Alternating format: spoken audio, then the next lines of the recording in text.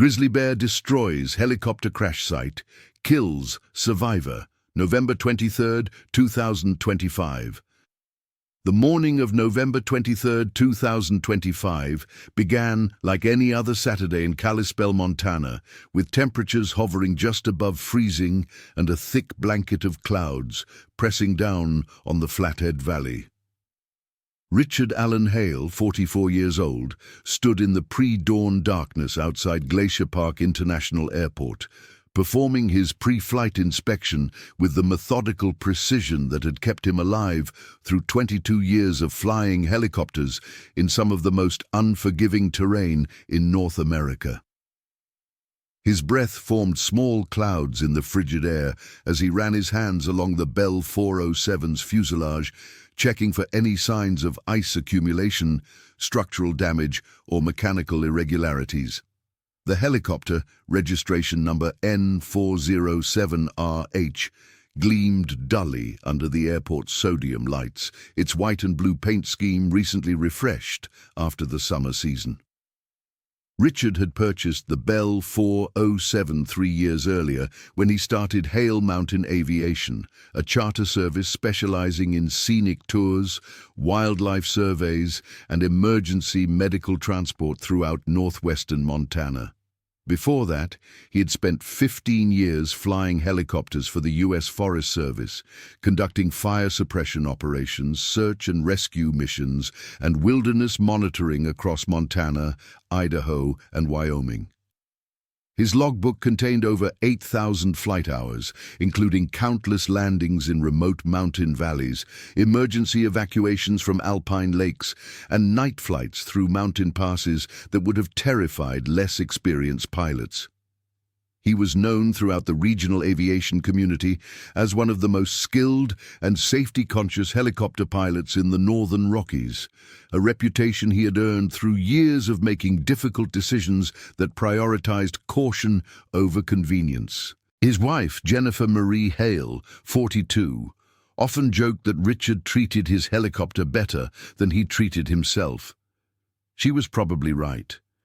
He spent hours each week maintaining the aircraft, studying weather patterns, and reviewing emergency procedures, while regularly skipping meals and sleeping too little during the busy season. Jennifer worked as a registered nurse at Kalispell Regional Medical Center, where she had spent the last 18 years in the emergency department, seeing firsthand the consequences of poor decisions in Montana's wilderness. She had treated countless patients injured in mountain accidents, including several victims of wildlife encounters, and she understood better than most people the thin margin between life and death in the backcountry. The Hales had 2 children, Rebecca Ann, 17, a senior at Flathead High School, who planned to study environmental science at the University of Montana, and Thomas Richard, 14, who was obsessed with aviation and already taking flying lessons from his father. The flight that morning was supposed to be routine, almost mundane compared to some of Richard's previous missions. Walter James Morrison, 68, a retired petroleum engineer from Houston, Texas, had chartered the helicopter for a private wildlife photography tour of the Bob Marshall Wilderness Complex. Morrison had contacted Hale Mountain Aviation 3 months earlier, explaining that he was working on a photography project documenting grizzly bears in their natural habitat during late autumn, just before they entered their winter dens.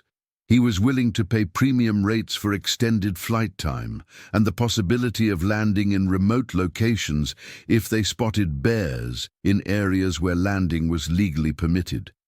Richard had flown similar charters before, though usually earlier in the year when the weather was more predictable and the days were longer. Morrison arrived at the airport at 6:45 in the morning, 15 minutes early, wearing expensive outdoor gear that looked barely used. He was a large man, standing 6 feet 2 inches tall and weighing perhaps 230 pounds, with a full head of white hair and the kind of deep tan that spoke of too much time on golf courses rather than in wilderness areas. He carried 3 heavy bags containing camera equipment, a Canon EOS R5 mirrorless camera with multiple lenses, including a 600mm telephoto, along with backup bodies, batteries, memory cards, and a carbon fiber tripod. The total value of his photography equipment exceeded $40,000. Richard helped him load everything into the helicopter's cargo compartment, mentally calculating weight and balance as he did so. Morrison had been planning this trip for over a year, ever since his wife, Patricia Ann Morrison, 66, had passed away from pancreatic cancer. Photography had become his therapy, his way of processing grief and finding meaning in a world that suddenly felt empty without his partner of 42 years. His two adult children, Walter James Morrison Jr., 41, an attorney in Dallas, and Sarah Patricia Morrison, 38, a pediatrician in Seattle, had encouraged him to pursue his passion for wildlife photography, hoping it would help him navigate his depression. Neither of them knew their father had been taking increasingly dangerous risks in pursuit of the perfect shot, venturing alone into grizzly habitat, approaching wildlife too closely, and ignoring basic safety protocols that more experienced wilderness photographers followed religiously. The flight plan Richard had filed called for a 3-hour tour, departing at 7:30 in the morning, flying south from Kalispell into the Bob Marshall Wilderness, specifically over the South Fork Flathead River drainage and the Chinese Wall Formation, then returning along the Continental Divide before heading back to the airport. The route would take them over some of the most remote and spectacular wilderness in the lower 48 states, an area where grizzly bears, wolves, elk, and mountain goats lived largely undisturbed by human presence. November was an unusual time for such a flight because most bears would already be in their dens, but Morrison had specifically requested this timing, believing that any bears still active would be concentrated in lower elevation valleys where they could still find food. The weather forecast that morning called for scattered clouds at 8,000 feet, light winds, and temperatures in the mid-30s, with no significant weather systems expected until late afternoon. Richard checked the forecast multiple times, reviewed NOTAMs and temporary flight restrictions, and filed his flight plan with the Great Falls Flight Service Station at 6:50 in the morning. He also called his friend and fellow pilot, Marcus Daniel Chen, 38, who operated a competing charter service and often shared weather information and local flying conditions. Marcus told him the winds at higher elevations had been gustier than forecast the previous day, but nothing that should cause problems for an experienced pilot in a Bell 407. At 7:15, Richard and Morrison completed their safety briefing. Richard explained emergency procedures, showed Morrison how to operate the door and window latches, pointed out the location of the emergency locator transmitter, and made sure his passenger understood the importance of wearing his seatbelt at all times and keeping the shoulder harness properly fastened. Morrison seemed impatient with these instructions, clearly eager to get airborne and start looking for bears, but Richard insisted on covering everything thoroughly.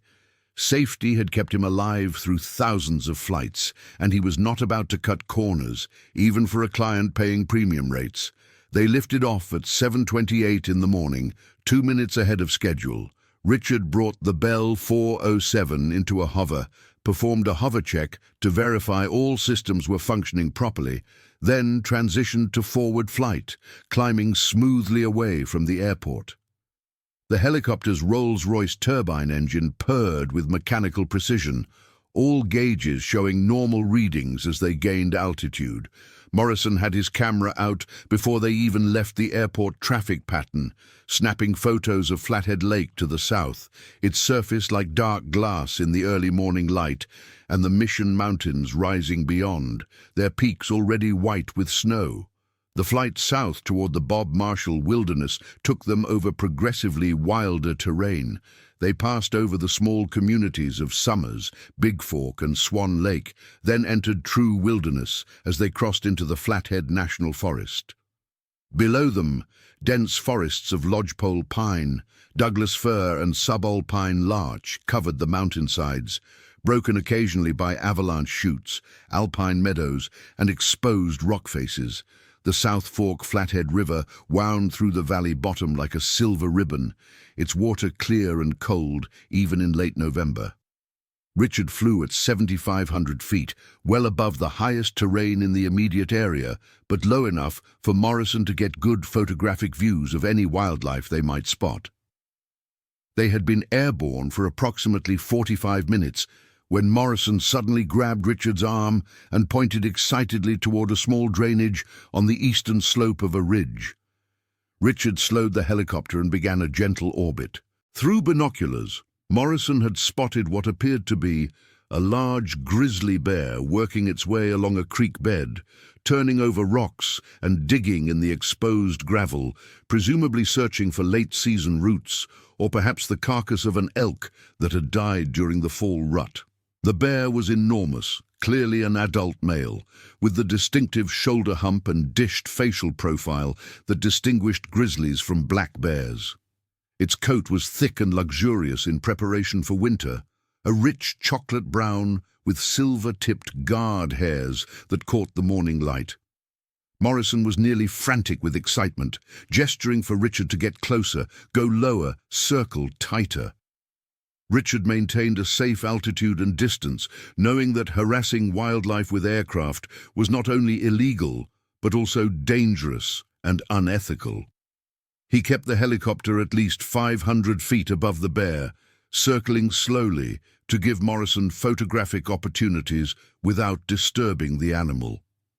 Through his camera's telephoto lens, Morrison captured several dozen images of the bear as it continued its foraging activities, seemingly unaware of or unconcerned by the helicopter's presence. What neither Richard nor Morrison fully appreciated at that moment was that this particular bear, an adult male weighing approximately 650 pounds and approximately 14 years old, was in a state of heightened stress and aggression. The bear had failed to gain sufficient weight during the autumn feeding season, a condition known as hyperphagia, which meant it had not accumulated the fat reserves necessary for a successful hibernation. Climate change had altered the timing of berry production in the high country, and an early freeze in September had killed most of the whitebark pine crop, one of the primary high-calorie food sources for grizzlies in this region. The bear was desperately trying to find enough food to survive the winter, which meant it was not retreating into a den like most other bears had already done. Instead, it was becoming increasingly bold and aggressive, willing to investigate any potential food source, including human-related odors and disturbances. Montana Fish, wildlife and parks biologists had been tracking this particular bear for 3 years as part of their ongoing grizzly research program in the Northern Continental Divide ecosystem. The bear wore a GPS collar that transmitted its location every 2 hours, and the data showed a disturbing pattern. Over the past 6 weeks, the bear had been ranging far more widely than normal, moving between drainages, investigating remote hunting camps, and approaching areas where human scent was present. Dr. Sarah Elizabeth Chen, 43, the lead grizzly bear biologist for the region, had noted this behavior in her field reports and had recommended that the bear be trapped and relocated or possibly removed from the population if it continued showing signs of food conditioning or habituation to humans. However, bureaucratic delays and a shortage of available traps had meant that no action had been taken yet. Richard photographed the bear from the air for approximately 10 minutes before Morrison indicated he was satisfied with his shots. Richard turned the helicopter northward, planning to continue along the South Fork drainage before heading west toward the Continental Divide and the Chinese Wall. They had been flying for just over an hour, and Richard calculated they had enough fuel for another 90 minutes of flight time, plus reserves, before needing to return to Kalispell. At 8:37 in the morning, Richard first noticed something wrong with the helicopter. A slight vibration had developed, a subtle tremor that he could feel through the cyclic stick and the airframe. He immediately began scanning his instruments, looking for any indication of what might be causing it. All gauges appeared normal.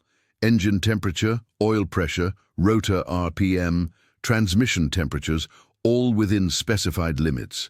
The vibration was almost imperceptible, the kind of thing that a less experienced pilot might have dismissed as normal operational variation, but Richard had enough hours in this particular aircraft to know that something was different.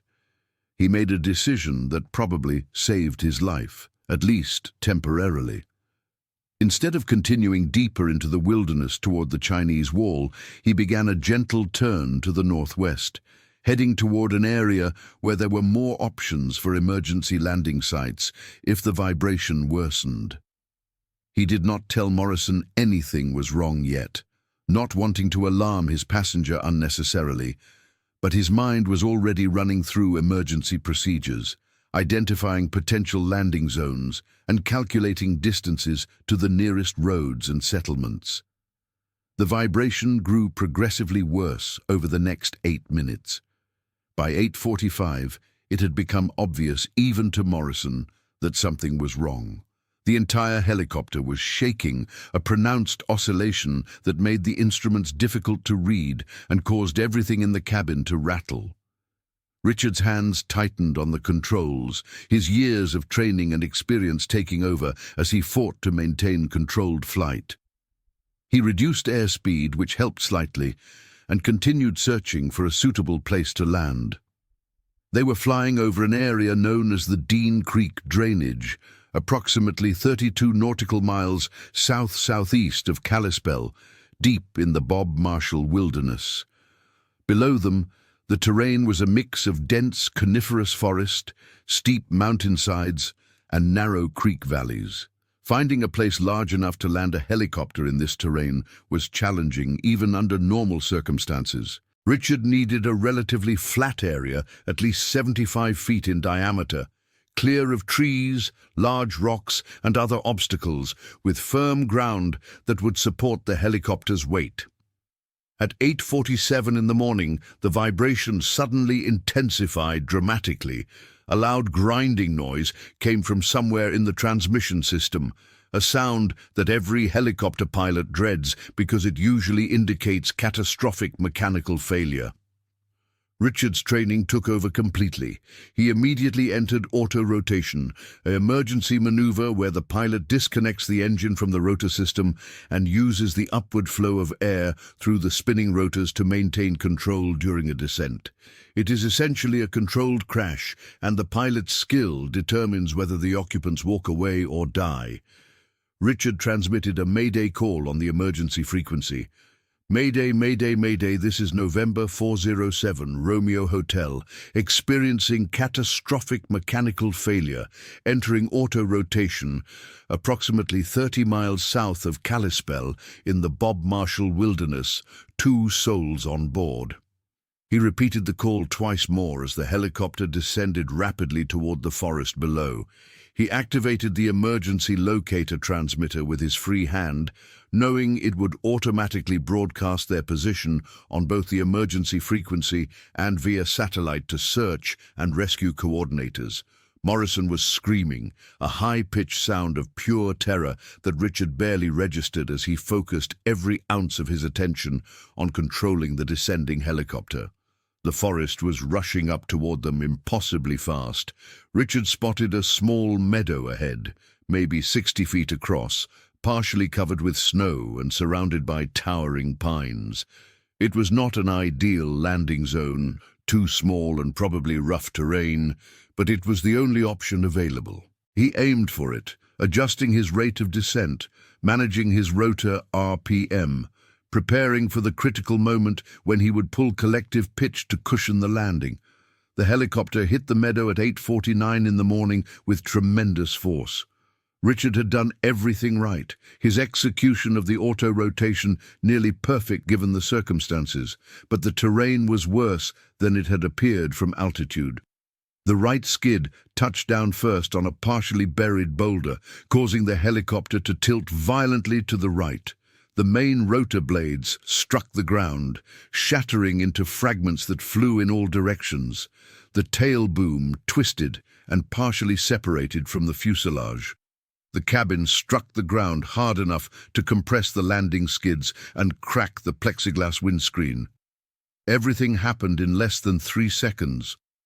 Then there was silence, broken only by the sound of the turbine engine winding down and a faint hissing noise that Richard immediately recognized as leaking hydraulic fluid. He was alive.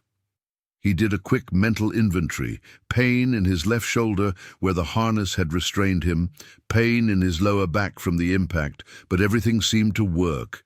He could move his fingers and toes, turn his head, and his thinking was clear.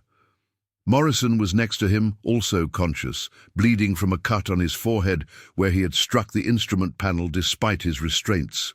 Richard unbuckled his harness and immediately shut down all remaining systems, cutting fuel flow and electrical power to prevent fire. The smell of jet fuel was strong, which meant there was probably a ruptured fuel line or tank. Fire was the most immediate danger.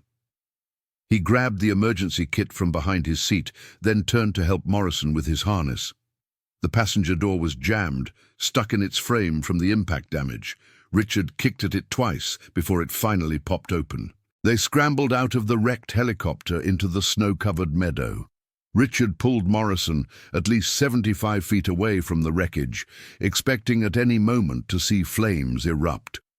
The helicopter lay tilted on its right side, the destroyed rotor blades scattered around it like broken bones, hydraulic fluid and jet fuel pooling beneath the fuselage, the entire aircraft looking like something that had been destroyed in combat rather than a civilian aircraft that had been operating normally just minutes earlier. Richard took stock of their situation while treating Morrison's head wound with supplies from the emergency kit.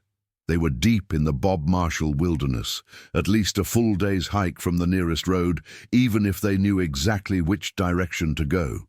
Richard had a good general sense of their location from the brief glimpse he had gotten of surrounding terrain during the descent, but they were at least 30 miles from Kalispell in extremely rugged country. The temperature was in the mid-30s.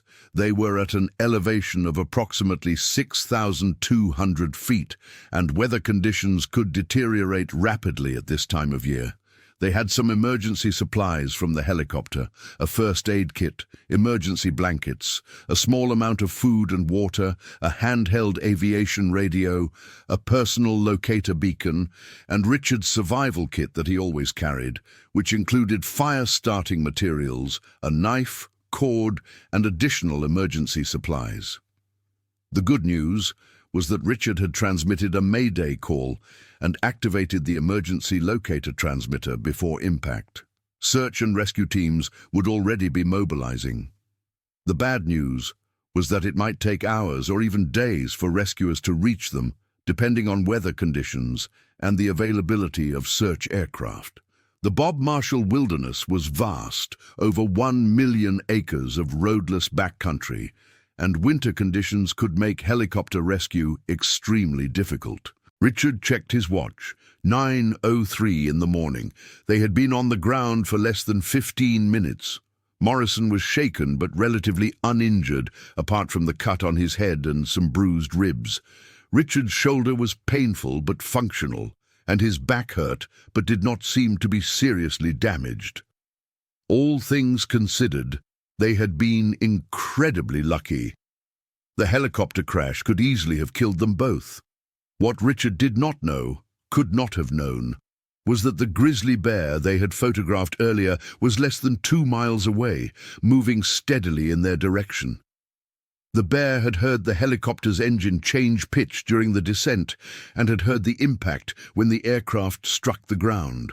These were unusual sounds in the wilderness, sounds that suggested something worth investigating.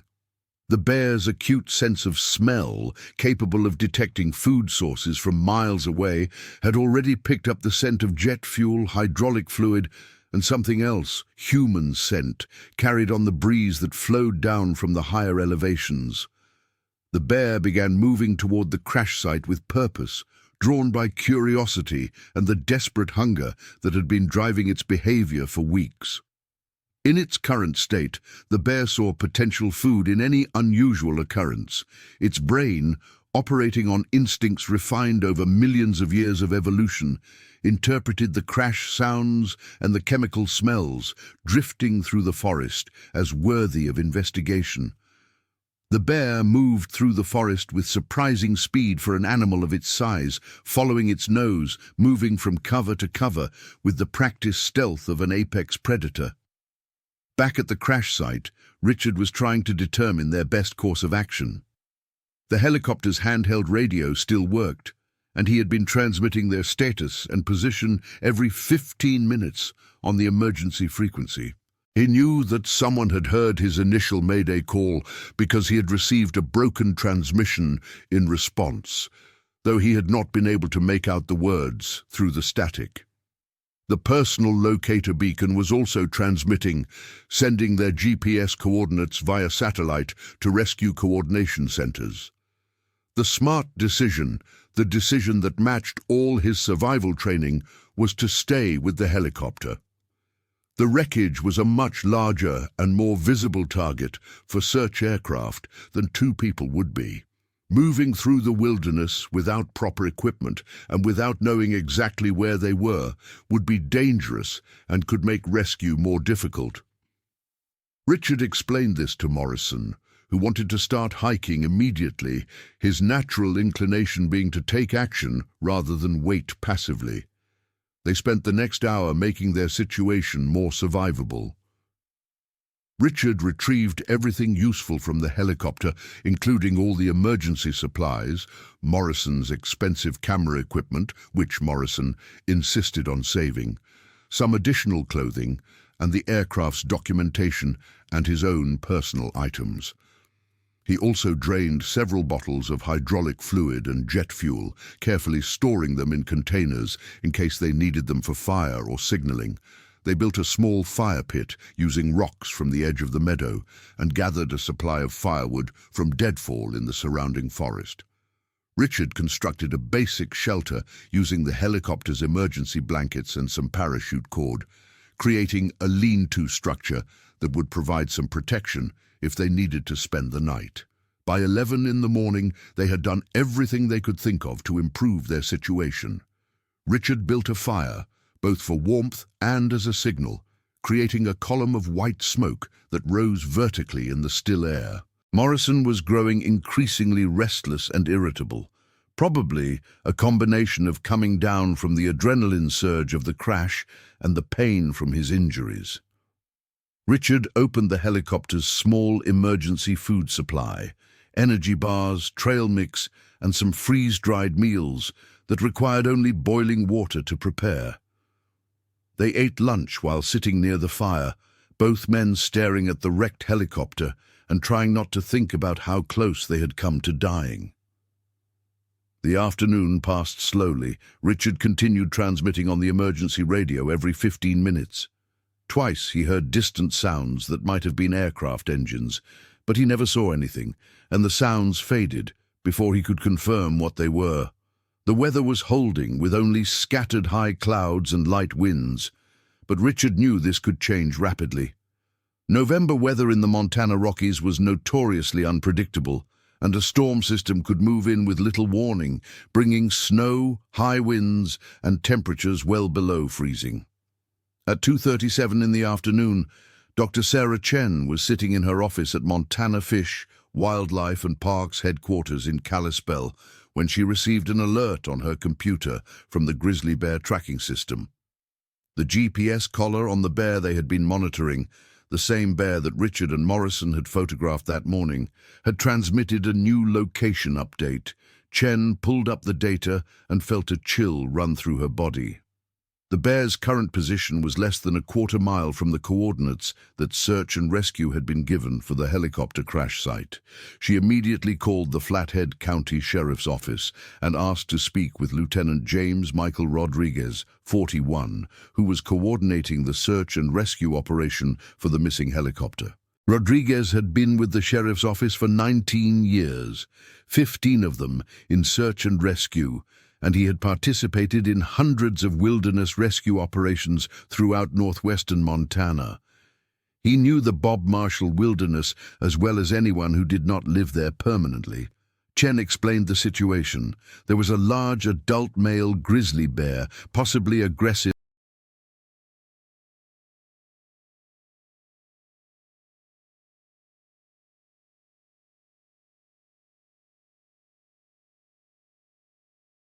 and almost certainly still active rather than denned for the winter in the immediate vicinity of the crash site. This changed everything. Sending ground search teams into an area with a potentially dangerous grizzly bear present would be incredibly risky, especially if the bear had already found the crash site and was defending it as food or territory. Rodriguez thanked Chen for the information and immediately called his incident commander, Sheriff Robert Allen Thompson, 56, who was overseeing the entire rescue operation. Back at the crash site, Richard was unaware of any of these developments. As the afternoon shadows lengthened and the temperature began to drop, he and Morrison prepared for what might be a long night. Richard added more wood to the fire and checked their supplies once again. They had enough food for perhaps 2 days if they rationed carefully, plenty of water from the nearby creek, and sufficient materials to keep a fire going for several days. Their biggest concern was temperature. Neither of them was properly equipped for spending a November night in the Montana wilderness at over 6,000 feet elevation. Richard had his flight jacket and Morrison his expensive outdoor gear, but those were designed for day use, not for sleeping outside when temperatures could drop into the teens or lower. At 4:15 in the afternoon, as the sun was sinking toward the western ridges and the temperature was already falling below freezing, Richard heard a sound that made his blood run cold. It was a deep huffing noise, followed by the crack of a branch breaking, coming from the forest edge, approximately 75 yards to the east of their position. He froze, listening intently. Morrison had been gathering firewood and had not heard anything. Richard got his attention with a sharp whisper and pointed toward the sound. They both stood motionless, watching the forest edge. For perhaps 30 seconds, there was nothing. Then Richard saw it, a massive shape moving through the shadows between the trees, too large to be a deer or elk, moving with a distinctive rolling gait. Grizzly bear. Richard felt his heart rate spike, adrenaline flooding his system once again. He had seen many bears during his years flying over Montana wilderness, but seeing one from the safety of a helicopter was completely different from being on the ground, vulnerable in the animal's territory. The bear emerged from the forest into the meadow approximately 60 yards from where Richard and Morrison stood frozen near their fire. It was enormous, even larger than it had appeared in Morrison's photographs that morning.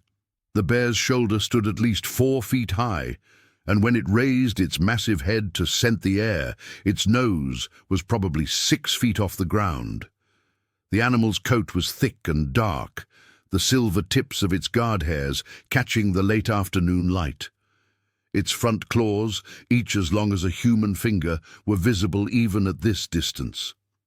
Richard knew exactly what to do because he had reviewed bear safety protocols countless times and had even attended a bear safety course specifically designed for pilots and aircraft personnel who might encounter bears at remote landing sites. He spoke quietly but urgently to Morrison. "Don't run.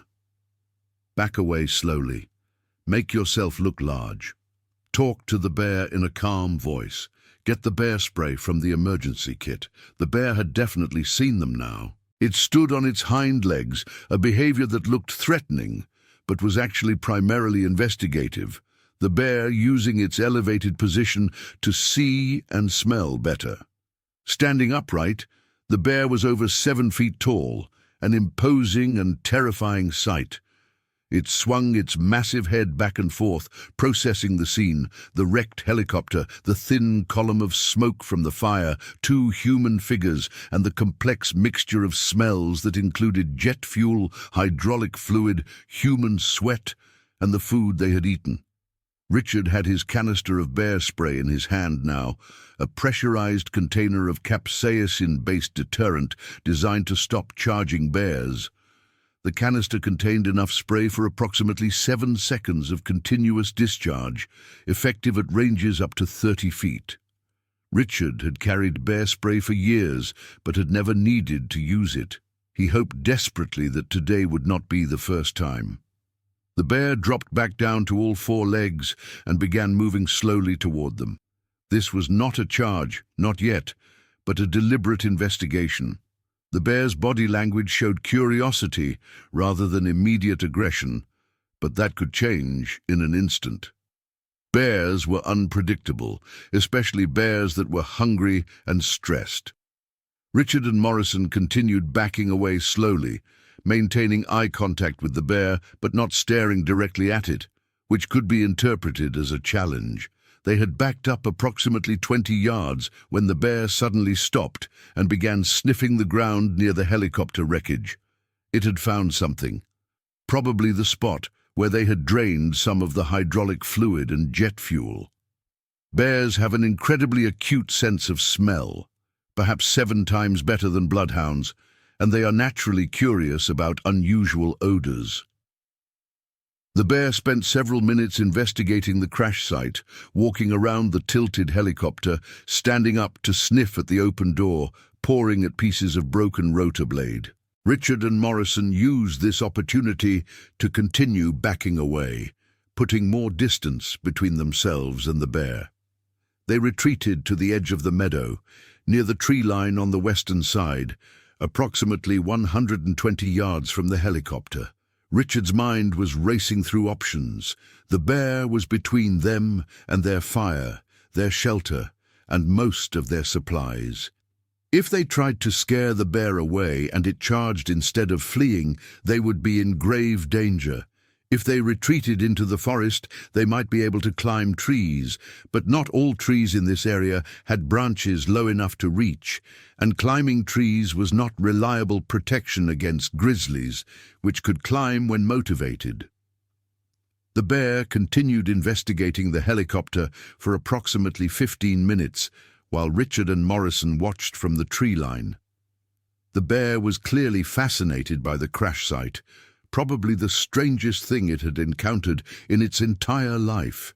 It pawed at the cracked windscreen, sniffed extensively at the door where Richard and Morrison had exited, and even tried to get inside the tilted cabin, though the angle made this difficult. The bear's investigation was almost methodical, systematic, the way a curious child might explore a new playground. Then the bear found Morrison's backpack, which they had left near the fire pit. The backpack contained some energy bars, trail mix, and a sandwich that Morrison had packed that morning, but had not eaten.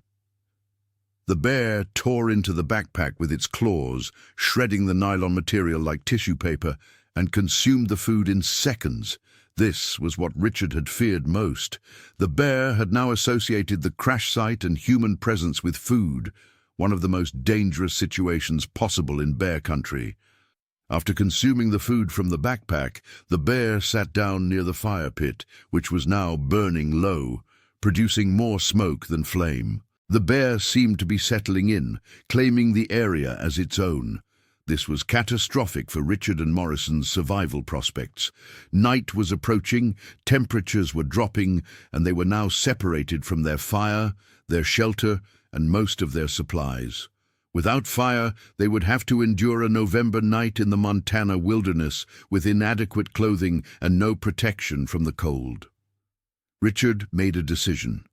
He could not allow the bear to take over their survival site. He began making noise, shouting at the bear, waving his arms, trying to appear larger and more threatening. Morrison joined him, both men yelling and making as much commotion as possible. The bear looked up from the fire pit, clearly annoyed by the noise, but did not move. Richard pulled a metal cup from his pocket and banged it against a stick, creating a loud, clanging sound.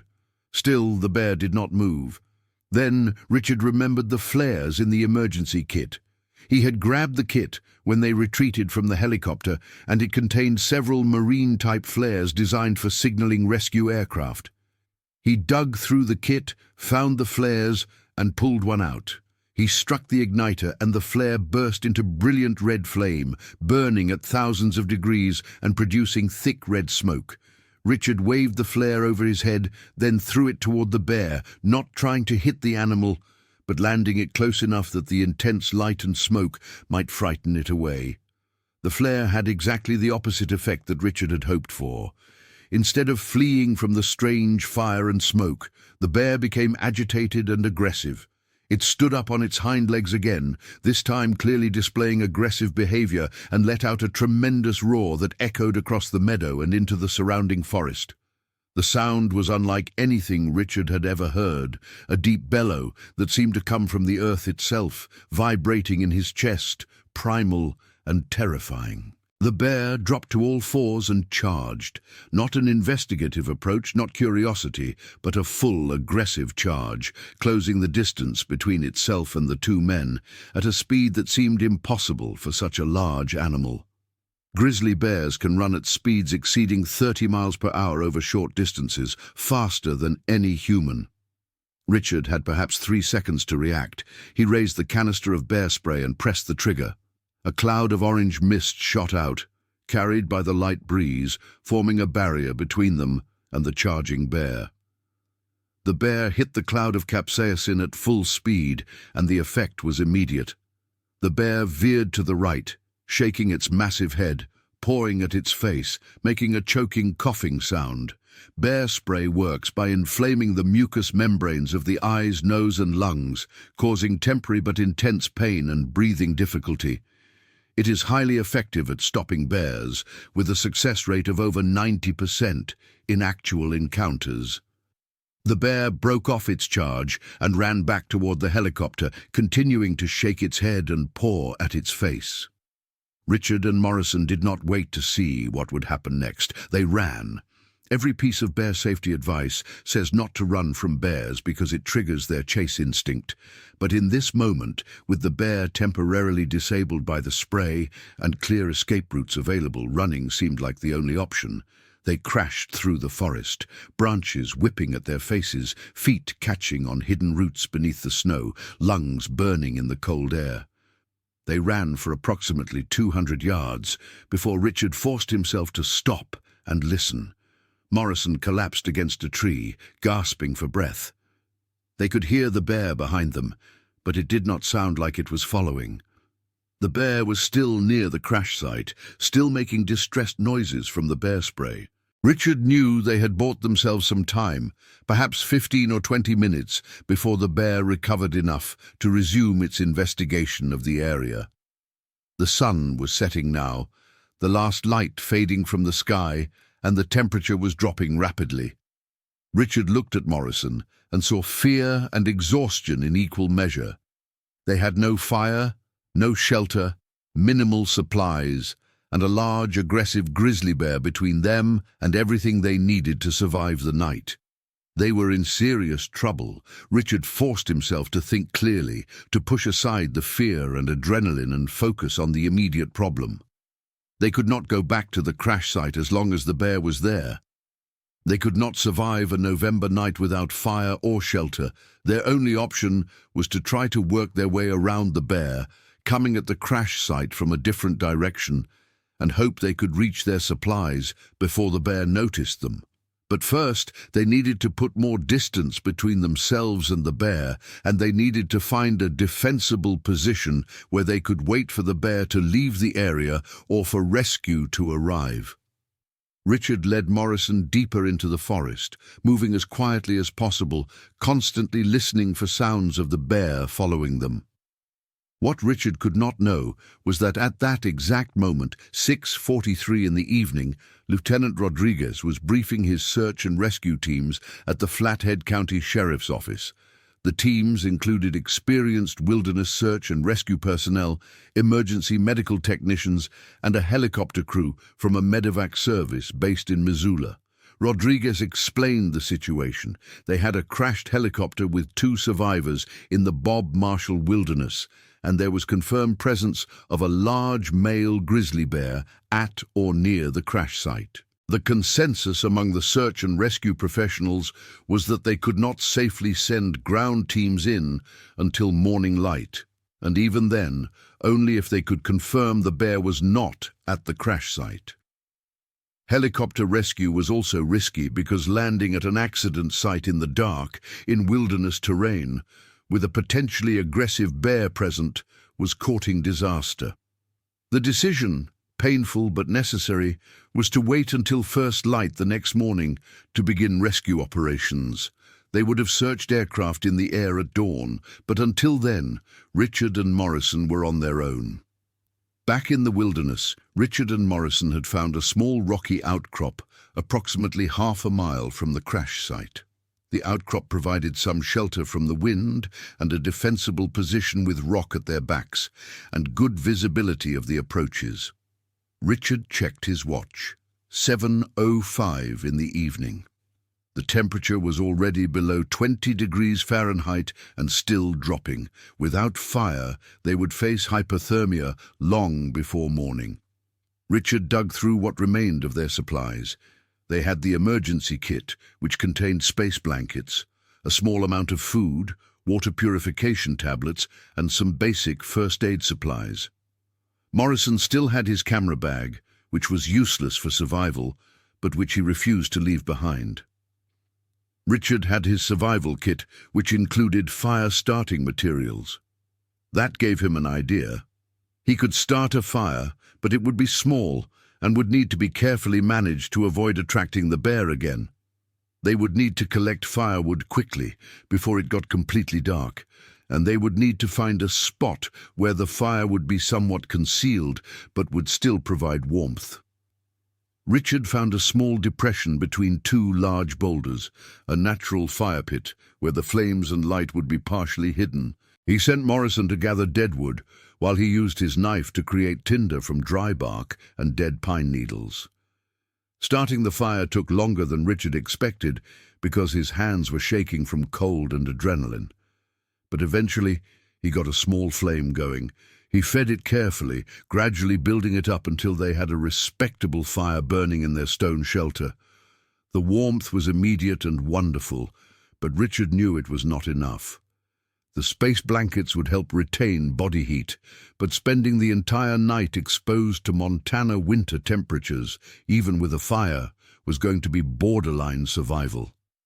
They huddled close to the fire, wrapped in the emergency blankets, eating energy bars and trying not to think about the grizzly bear somewhere in the darkness. Every sound from the forest made them jump: the crack of a branch, the call of an owl, the distant howl of wolves. The night was alive with sounds, and any one of them could be the bear approaching their position. At approximately 9:30, they heard a sound that was definitely the bear. A loud, huffing grunt came from the direction of the crash site, followed by crashing sounds as if the bear was tearing something apart. Richard and Morrison stared into the darkness, seeing nothing but imagining everything. Was the bear destroying the helicopter, their shelter, searching for more food? Or perhaps just marking its territory, establishing dominance over this strange intrusion into its domain? The sounds continued intermittently throughout the night. Sometimes they would go an hour or more without hearing anything, and Richard would begin to hope the bear had moved on. Then they would hear it again, closer than before, moving through the forest with what seemed like deliberate purpose. Neither man slept. They took turns feeding the fire and watching for any sign of the bear approaching their position. The night seemed endless.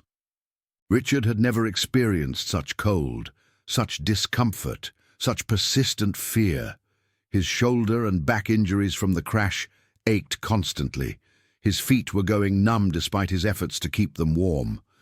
Morrison was in worse shape, shivering violently even with the fire and the emergency blankets, his cut head wound crusted with dried blood, his face pale and drawn. Finally, after what felt like an eternity, the sky began to lighten in the east. Dawn was coming. Richard checked his watch. 6:15 in the morning, November 24th, 2025. They had survived the night, but barely. Now they needed to decide what to do next. Stay in their current position and hope rescue came soon. Try to make their way back to the crash site to retrieve more supplies and make themselves more visible to search aircraft. Or try to hike out of the wilderness toward the nearest road. Richard decided to wait until full daylight, then try to scout the crash site from a distance to see if the bear was still there. If the coast was clear, they could return and make themselves more visible for aerial searchers. If the bear was still present, they would need to come up with a different plan. As the morning light grew stronger, Richard and Morrison extinguished their fire and prepared to move. Richard still had the bear spray, one canister mostly empty, but a second backup canister that he had grabbed from the helicopter before they fled the previous evening. He checked to make sure both canisters were easily accessible and not frozen, which could make them fail to discharge properly. They moved slowly and quietly through the forest toward the crash site, taking a circuitous route that kept them downwind of the meadow so their scent would not alert the bear if it was still present. As they got closer, Richard climbed a small rise that provided a view of the meadow and the helicopter wreckage. What he saw made his heart sink. The bear was still there. It had completely demolished their camp. The fire pit was scattered, their shelter was destroyed, and supplies were strewn everywhere. But worse than that, the bear had done something that Richard had read about but never actually witnessed. It had claimed the helicopter as its territory. The bear had urinated around the wreck, scratched deep gouges in the ground, and had even managed to drag one of the wrecked rotor blades away from the fuselage and had left it 20 yards away, a clear sign of the animal's incredible strength. The bear itself was lying near the helicopter, apparently resting or sleeping, a huge dark mass that occasionally moved but showed no sign of leaving. Richard watched for approximately 15 minutes. But the bear did not move from its position.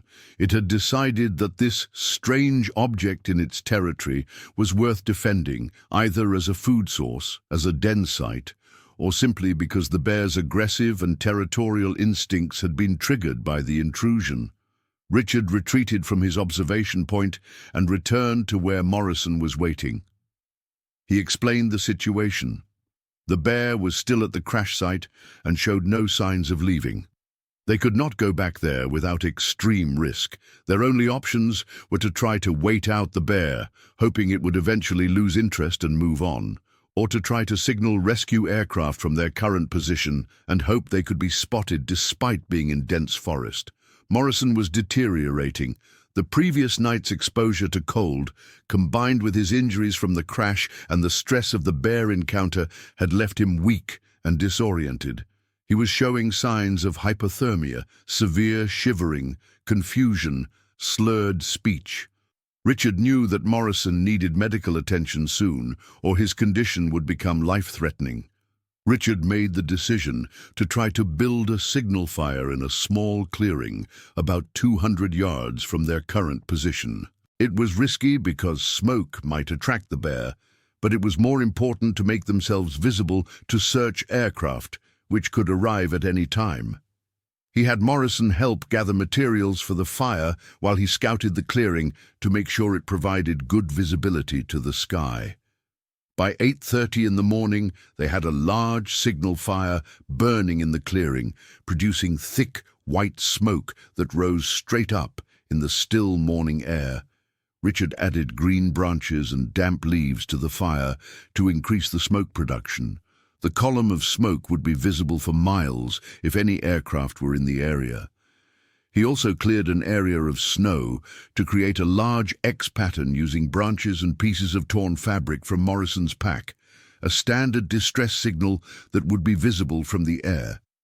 At 9:07 that morning, they heard it, the distinctive sound of helicopter rotors growing steadily louder. Richard felt a surge of hope. He pulled out his handheld aviation radio and began transmitting on the emergency frequency, trying to establish contact with the search helicopter.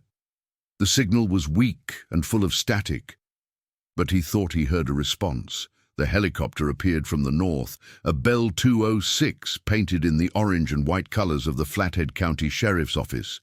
Richard recognized it immediately.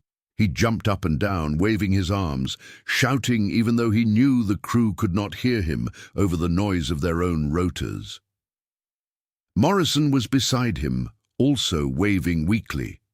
The helicopter circled their position twice, low enough that Richard could see the crew members looking down at them. He gave them a thumbs-up signal to indicate they were alive, then pointed urgently in the direction of the crash site and held up his hands in a warning gesture. He was trying to communicate that there was danger at the crash site, but he did not know if they understood. The search helicopter moved off toward the crash site, and Richard's heart leaped into his throat.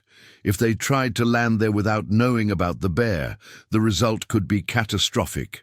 He transmitted frantically on the radio, trying to warn them, but he did not know if they were receiving his transmission. The helicopter hovered over the crash site for approximately 30 seconds. From where Richard stood, over a quarter-mile away, he could not see what was happening, but he heard the helicopter's engine note change as it gained altitude rapidly.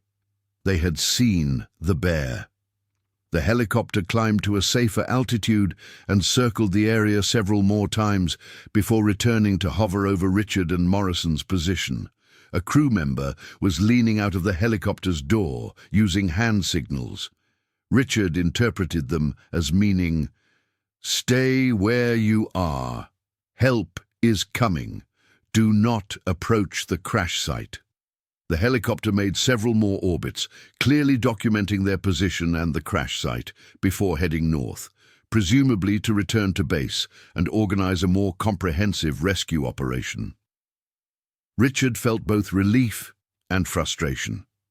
They had been found, which was enormously positive, but the presence of the bear was complicating the rescue.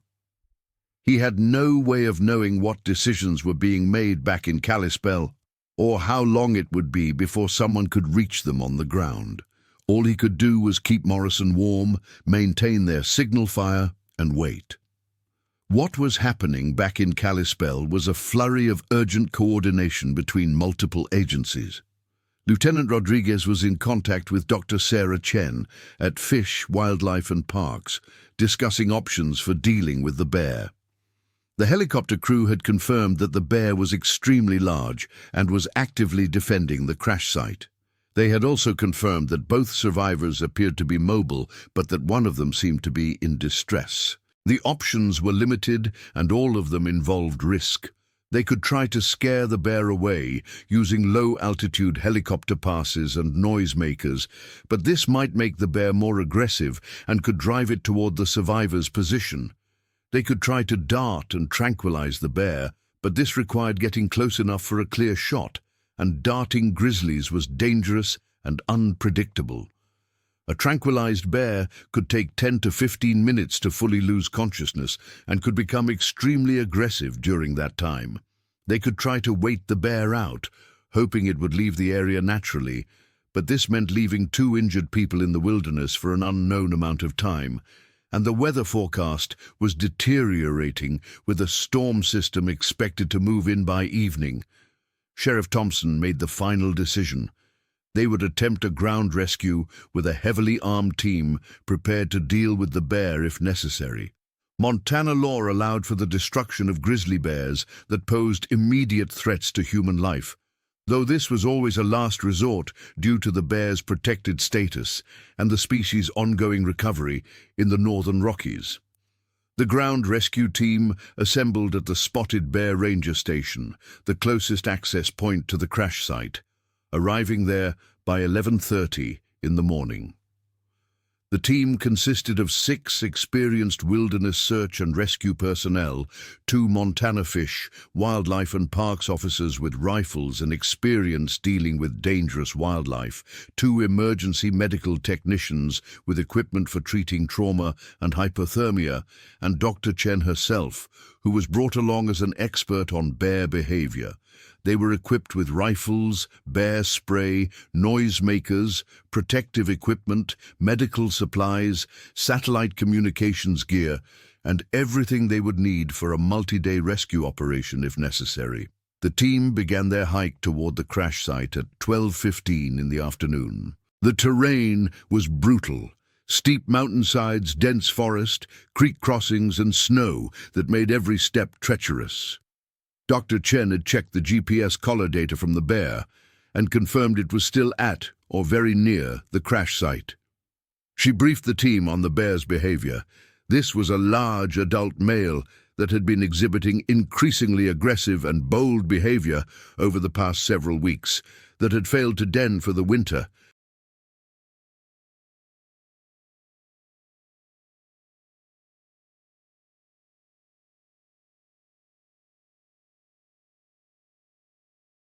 And that was likely food-stressed and highly unpredictable.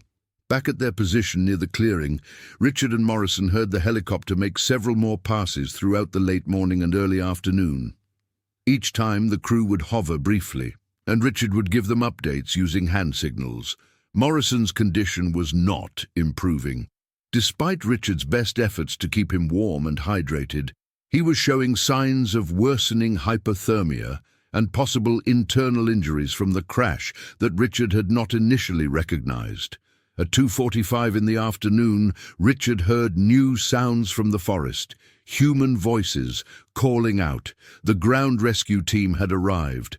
Richard felt overwhelming relief wash over him. He shouted back, guiding them to his position. Within minutes, the first team members emerged from the forest, heavily equipped and moving with practiced efficiency.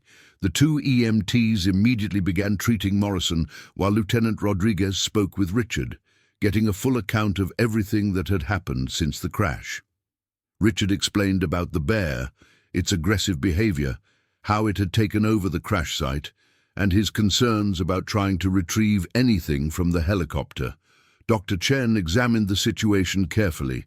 She had brought binoculars and a spotting scope, and she used them to observe the crash site from a distance. The bear was still there, lying near the wrecked helicopter, occasionally getting up to patrol the area. Chen explained to the team that this was defensive behavior, the bear treating the helicopter as a claimed resource. Moving the bear would not be easy, and approaching the crash site while the bear was present would be extremely dangerous. The team faced a decision. They could evacuate Richard and Morrison immediately, hiking back to the Spotted Bear Ranger Station and then arranging helicopter transport to a hospital. This would be the safest option for the human survivors. However, it would leave the crashed helicopter and all its equipment, including valuable emergency gear and Morrison's expensive camera equipment, under the bear's control. More importantly, the National Transportation Safety Board would need access to the wreck to investigate the cause of the mechanical failure, and the aircraft owner's insurance company would need to assess the damage. Leaving the site under the bear's control indefinitely was not a viable long-term solution. Sheriff Thompson, who was monitoring the situation via satellite phone from Kalispell, authorized the team to attempt to scare the bear away from the crash site using non-lethal means, with lethal force authorized only if the bear charged or posed an immediate threat. The 2 Fish, Wildlife and Parks officers, Marcus William Donovan, 34, and Catherine Lynn Martinez, 31, both experienced in wildlife management, prepared their equipment: air horns, bear bangers, and as a last resort, rifles loaded with both rubber slugs and live ammunition. The team's plan was to approach the crash site from upwind, so their scent would not alert the bear until they were ready. They would make themselves highly visible and make loud noises to encourage the bear to leave the area voluntarily. If the bear showed signs of aggression, they would respond with escalating levels of deterrence. First bear spray, then rubber slugs, and only if the bear charged would they use lethal force. At 3:30 in the afternoon, the team began their approach. Richard and Morrison remained at a safe distance with one EMT, while the rest of the team moved slowly towards the crash site. They were still approximately 100 yards away when the bear noticed them. The bear stood up on its hind legs, an enormous silhouette against the late afternoon sky, and bellowed a warning that echoed through the valley. The team stopped and regrouped. Officer Donovan fired a bear banger, a pyrotechnic device that shoots into the air and explodes with a loud crack designed to frighten bears. The explosion echoed off the surrounding ridges. The bear dropped to all fours and looked toward the sound, clearly agitated but not fleeing. Officer Martinez tried several blasts from an air horn, adding to the cacophony. The bear responded by charging, not toward the team but running in a wide circle around the crash site, a display behavior intended to demonstrate dominance and warn off threats. The bear was incredibly fast, a 650-pound mass of muscle and aggression moving with fluid power through the snow. The display was both magnificent and terrifying. The team held their position, all of them with weapons at the ready, watching the bear's behavior carefully. After completing its display run, the bear stopped approximately 50 yards from the team, facing them directly. This was a critical moment. The bear could either back down and leave, or it could charge for real. Dr. Chen made a quick assessment. The bear's body language showed high stress and aggression, but also uncertainty. It was not fully committed to defending this territory. It was testing the team to see if they would back down. She recommended that the team advance slowly, continuing to make noise and appear threatening, but avoiding direct eye contact or aggressive movements that might trigger a charge. The team began to advance, moving as a group, making noise, firing more bear bangers into the air. The bear held its ground for perhaps 30 seconds, then suddenly turned and ran. Not a panicked flight, but a tactical retreat. The bear moving rapidly into the forest and disappearing into the timber. The team waited for 5 minutes, watching for any sign of the bear returning before approaching the crash site. The scene was worse than Richard had described. The helicopter was not just damaged, it was destroyed. The bear had torn into the fuselage, ripping away panels, probably trying to get at the interior where human scent was strongest. The bear had also defecated multiple times around the site, marking it thoroughly. The smell was overwhelming, a mixture of jet fuel, hydraulic fluid, bear musk, and the acrid odor of destroyed electronics. Dr. Chen documented everything with photographs and notes. This was important data for understanding bear behavior in response to human disturbances in wilderness areas. She also noted that the bear's GPS collar had stopped transmitting its location signal approximately 1 hour earlier, which suggested the collar had malfunctioned or had been damaged by the bear itself. The team worked quickly to secure the crash site, knowing the bear could return at any time. They erected an electric bear fence around the immediate area, a portable system powered by batteries that would deliver a painful but non-lethal shock to any bear that touched it. They also set up motion-activated cameras to monitor the site. The NTSB investigators would need access to the wreck, but that would have to wait until the bear situation was resolved. By 5:15 in the afternoon, the team was ready to begin the evacuation. Morrison was placed on a stretcher and carried by 4 team members working in rotation. Richard walked under his own power, though he was exhausted and in significant pain from his injuries. The hike back to Spotted Bear Ranger Station took over 4 hours through increasingly difficult terrain as darkness fell and the temperature dropped. They reached the ranger station at 9:45 in the evening, where a medical helicopter was waiting. Morrison and Richard were both transported to Kalispell Regional Medical Center, where Jennifer Hale was waiting in the emergency department. She had spent the past 36 hours in an agony of uncertainty, knowing her husband had crashed, but not knowing if he was dead or alive.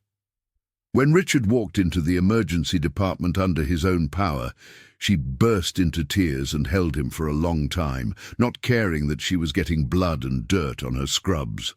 Morrison was in worse shape. He was admitted to the intensive care unit with severe hypothermia, a concussion, multiple contusions, and possible internal injuries.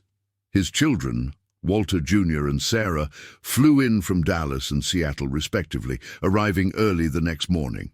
Morrison would spend 5 days in the hospital before being released to a rehabilitation facility. Richard's injuries were less severe. A torn rotator cuff in his left shoulder, multiple contusions, mild hypothermia, and significant soft tissue damage to his lower back. He was treated and released later that same night, though he would require surgery on his shoulder and extensive physical therapy. The story of the helicopter crash and the aggressive grizzly bear made national news. Reporters from major networks descended on Kalispell, interviewing everyone involved in the incident.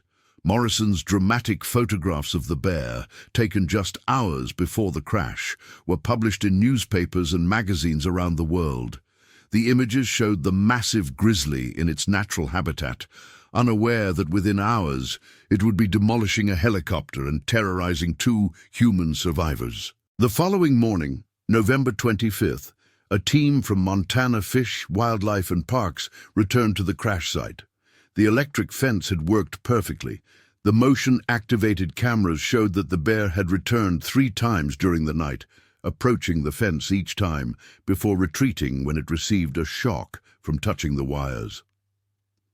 Dr. Chen and her team set up a large barrel trap baited with road-killed deer, hoping to capture the bear alive so it could be relocated or possibly euthanized in a controlled setting rather than in the field. However, the bear never returned to the trap. The GPS collar was found near the crash site, apparently torn off by the bear during one of its visits. Without the collar, tracking the bear became much more difficult. Fish, Wildlife and Parks issued warnings to backcountry users in the region, specifically describing the bear and warning that it was extremely large, aggressive, and should be considered dangerous. Richard's survival and Morrison's survival were widely attributed to several factors. First, Richard's skill as a pilot had allowed him to execute a nearly perfect auto-rotation despite catastrophic mechanical failure, bringing the helicopter down in a controlled manner rather than a fatal crash. Second, Richard's decision to immediately activate the emergency locator transmitter had ensured that rescuers knew their approximate location from the beginning. Third, Richard's knowledge of bear safety and his quick thinking with the bear spray had probably saved both of their lives during the initial bear encounter. Fourth, the decision to stay in the general area of the crash site rather than trying to hike out had made it much easier for rescuers to find them. Finally, the coordination between multiple agencies and the willingness to commit significant resources to a wilderness rescue had ensured that help arrived before Morrison's condition became fatal. The National Transportation Safety Board investigation into the crash took several months. Investigators eventually determined that the helicopter's tail rotor gearbox had suffered a catastrophic failure due to a manufacturing defect in one of the internal bearings. The defect had existed since the component was manufactured, but had not been detectable during normal inspections or maintenance. The failure was not due to any error or negligence on Richard's part. He had maintained the aircraft properly and had flown it safely.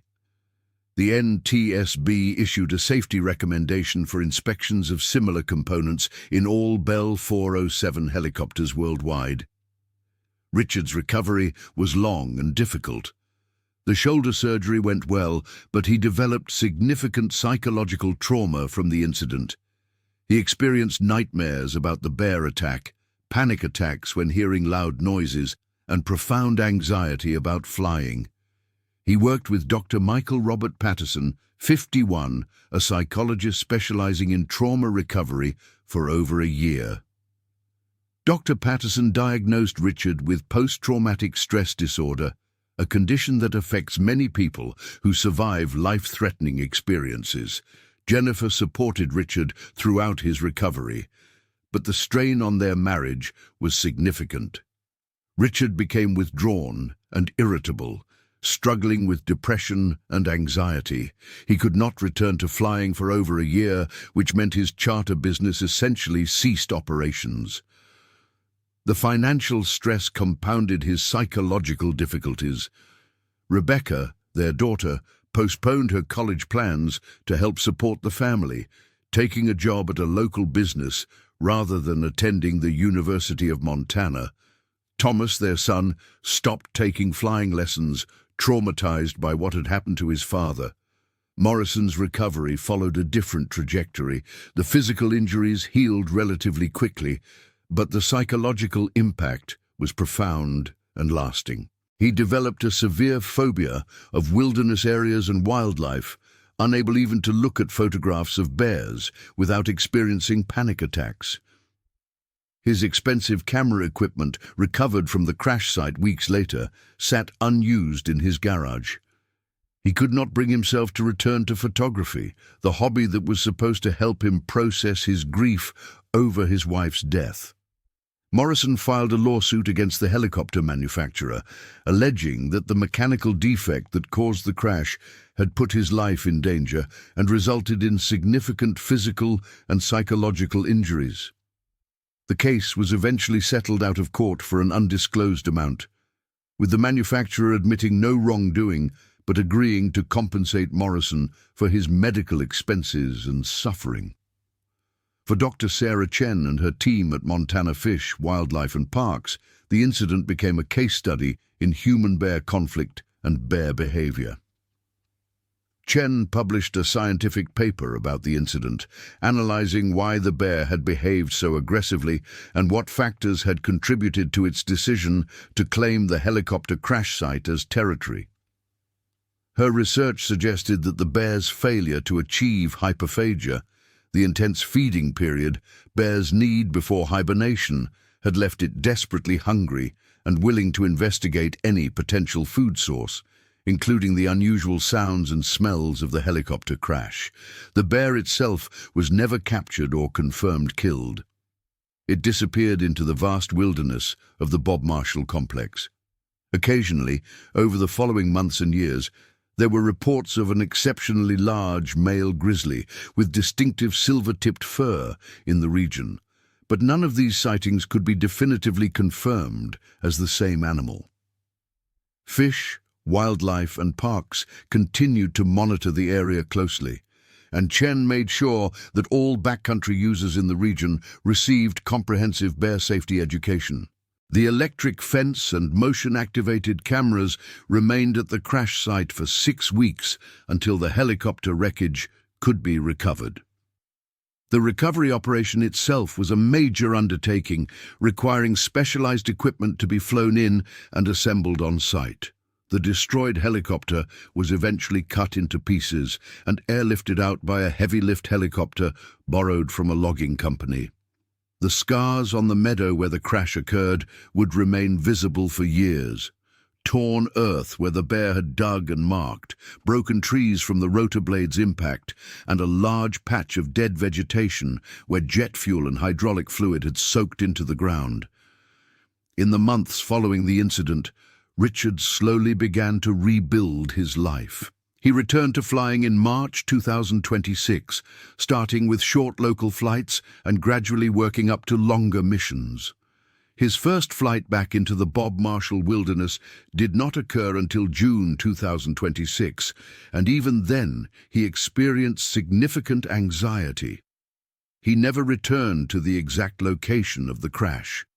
That meadow, which had no official name on any map, had become a place of trauma in his mind, somewhere he never wanted to see again.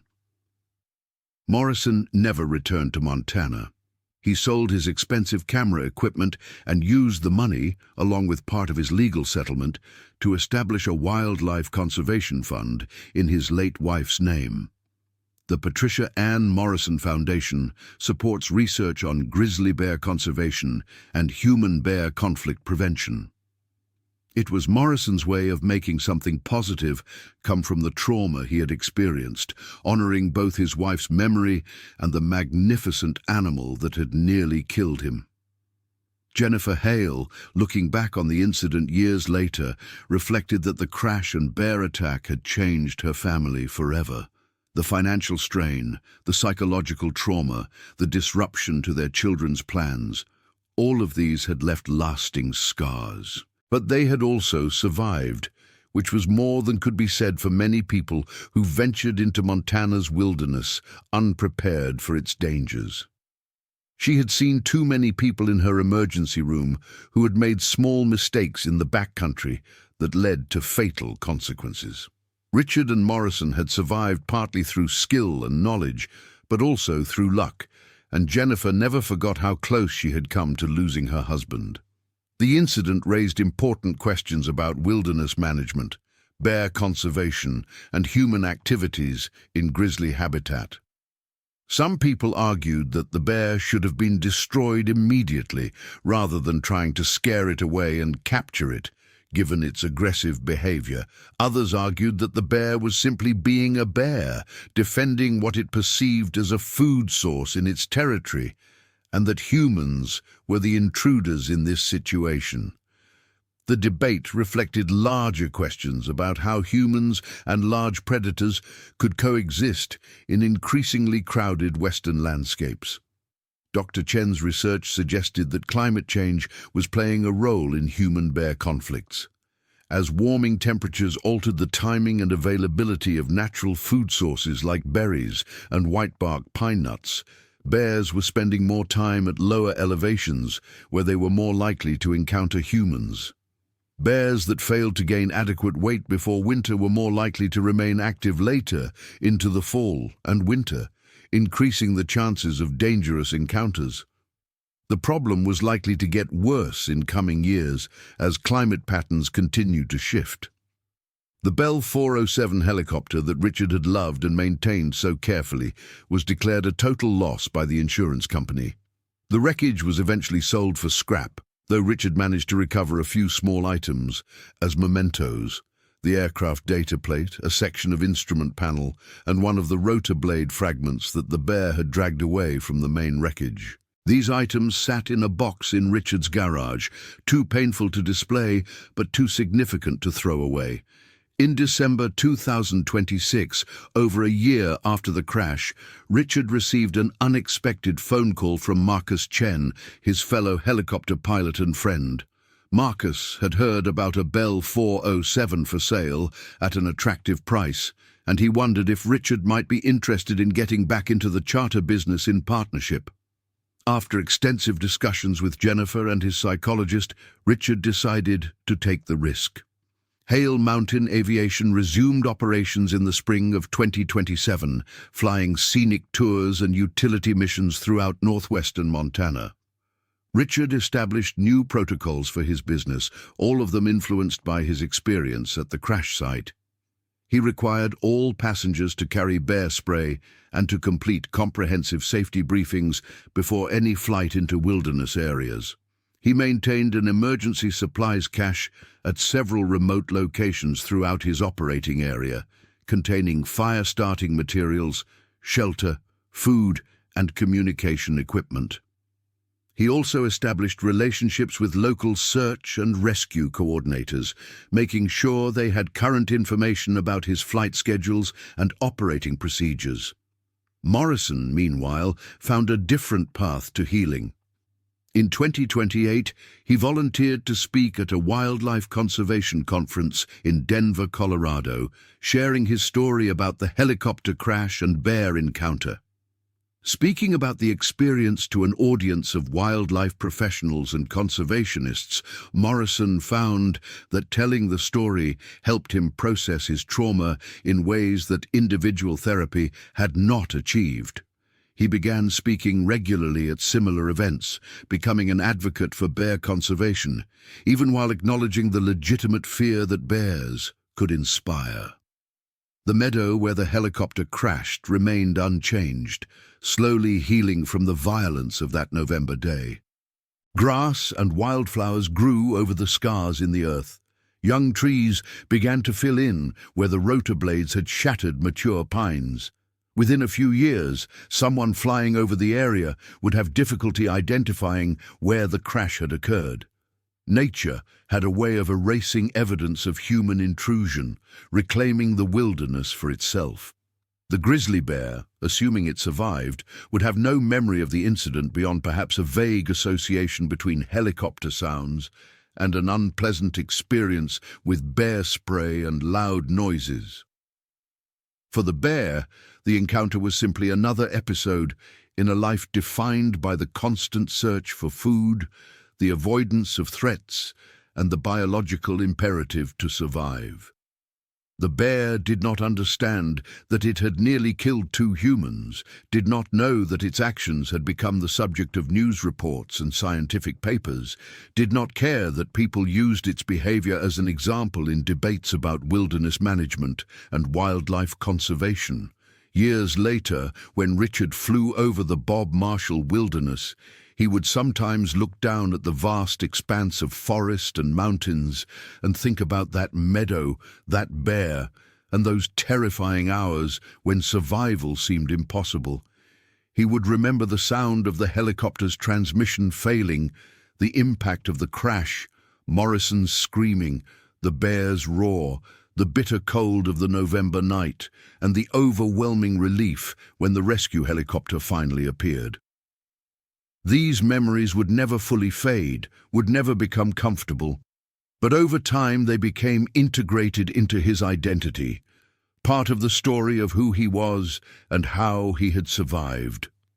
The incident reminded everyone involved that Montana's wilderness, for all its beauty and grandeur, remained a place where humans were visitors rather than masters. The mountains, forests, and the animals that inhabited them operated according to rules that predated human civilization and would continue long after humans were gone.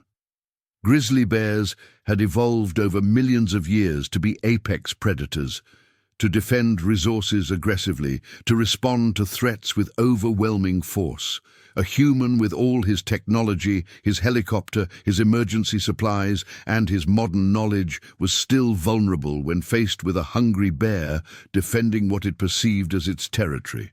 For Richard, this lesson was learned at tremendous cost. His helicopter destroyed, his body injured, his psychological health damaged, his business disrupted, his family stressed. But he had survived, and in surviving he had gained knowledge and perspective that few people ever acquire.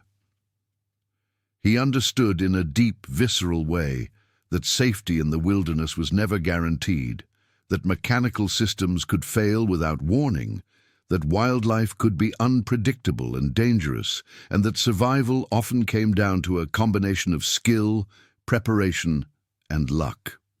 Morrison learned similar lessons, though his perspective was shaped by different experiences. For him, the incident represented the culmination of a year spent taking increasingly dangerous risks in pursuit of wildlife photography, driven by grief and a need to feel something other than loss. The bear encounter forced him to confront his mortality and his judgment, to recognize that his pursuit of the perfect photograph had put him in a situation where he nearly died. His recovery involved not just healing physical and psychological wounds, but also fundamentally reassessing his relationship with wilderness and wildlife. For Dr. Chen and her colleagues at Montana Fish, Wildlife and Parks, the incident provided valuable data about bear behavior and human-bear conflict. Chen's research papers on the incident were cited by other scientists studying grizzly bears, wildlife management, and human dimensions of wildlife conservation.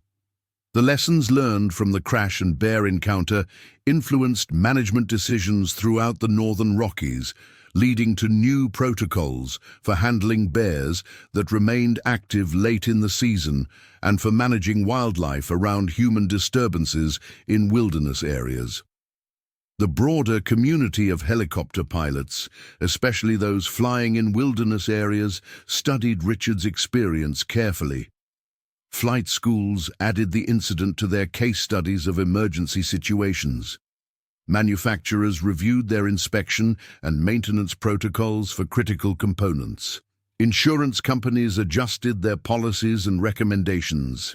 The incident rippled out through multiple communities and professions, changing how people thought about wilderness flying, wildlife encounters, and survival situations. In the end, the story of the helicopter crash and the grizzly bear was a story about the fragile boundary between civilization and wilderness, about the consequences of mechanical failure in remote areas, about the power and unpredictability of large wildlife, and about human resilience in the face of life-threatening situations. It was a story that resonated with anyone who had spent time in wild places, anyone who had flown small aircraft over remote terrain, anyone who had encountered dangerous wildlife, or anyone who had survived situations where death seemed inevitable. The grizzly that destroyed the helicopter crash site and nearly killed Richard Hale on November 23, 2025, became part of Montana's folklore, spoken of in hunting camps and ranger stations, written about in outdoor magazines and conservation newsletters. The bear was simultaneously a villain that had endangered human lives and a symbol of wilderness that would not be tamed or controlled. The bear represented the raw power of nature, indifferent to human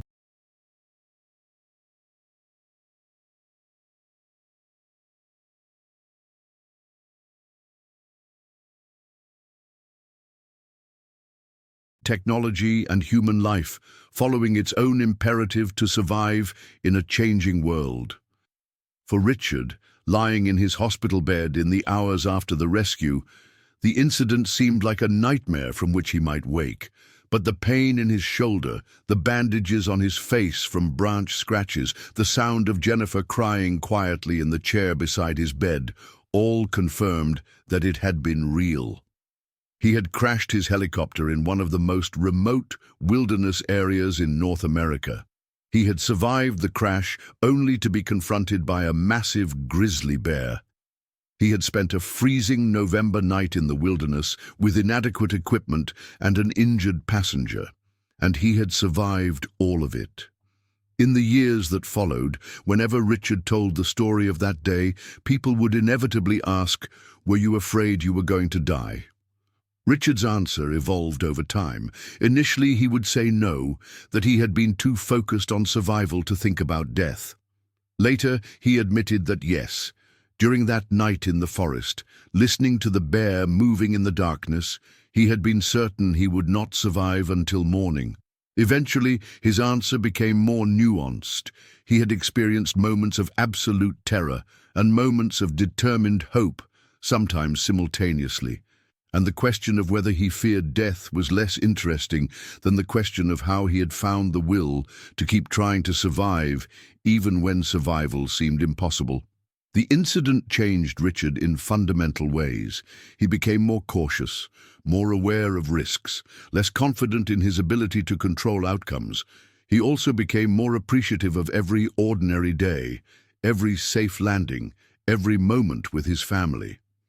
Having come so close to death, having felt the cold certainty that he would not live to see another sunrise, Richard found that his priorities shifted. The things that had seemed important before the crash, business success, financial security, professional reputation, became less significant than the simple fact of being alive and present for the people he loved. Morrison experienced a similar transformation. The man who had been so driven to capture wildlife photographs that he was willing to take dangerous risks became someone who could barely look at images of wild animals without experiencing anxiety. The camera equipment that he had protected even when fleeing from the grizzly sat unused in his home, a reminder of misplaced priorities. Morrison's children noticed that their father, who had been distant and distracted in his grief after their mother's death, became more present and engaged with them. He called more often, visited more frequently, and talked about his feelings rather than hiding behind projects and photography. The Patricia Ann Morrison Foundation, established with proceeds from Morrison's legal settlement, funded research that helped prevent future human-bear conflicts. The foundation supported work on bear-proof food storage containers, educational programs teaching people how to safely recreate in bear country, and research on how climate change was affecting bear behavior and distribution. In a strange way, the bear that had nearly killed Morrison ended up contributing to conservation efforts that would help both humans and bears coexist more safely. The Bob Marshall Wilderness, vast and indifferent to human drama, continued as it always had. Bears denned and emerged each year, following rhythms that had existed for thousands of years. Elk moved between summer and winter ranges. Wolves hunted. Mountain weather systems brought snow and wind. The wilderness was a place beyond human control, a landscape where natural processes operated without regard for human convenience or safety. The helicopter crash was just one more small incident in a place where countless dramas had played out over millennia. Richard never learned what specific mechanical failure had caused his helicopter's transmission to fail so catastrophically. The NTSB investigation identified a defective bearing, but could not determine why that particular bearing had failed when it did. Perhaps it had been gradually deteriorating for months or years, finally reaching the point where it could no longer handle the stresses of flight. Perhaps it had been damaged by a particular vibration or impact. Perhaps it was simply a random failure, the kind of thing that occurs in mechanical systems, despite best efforts at maintenance and inspection.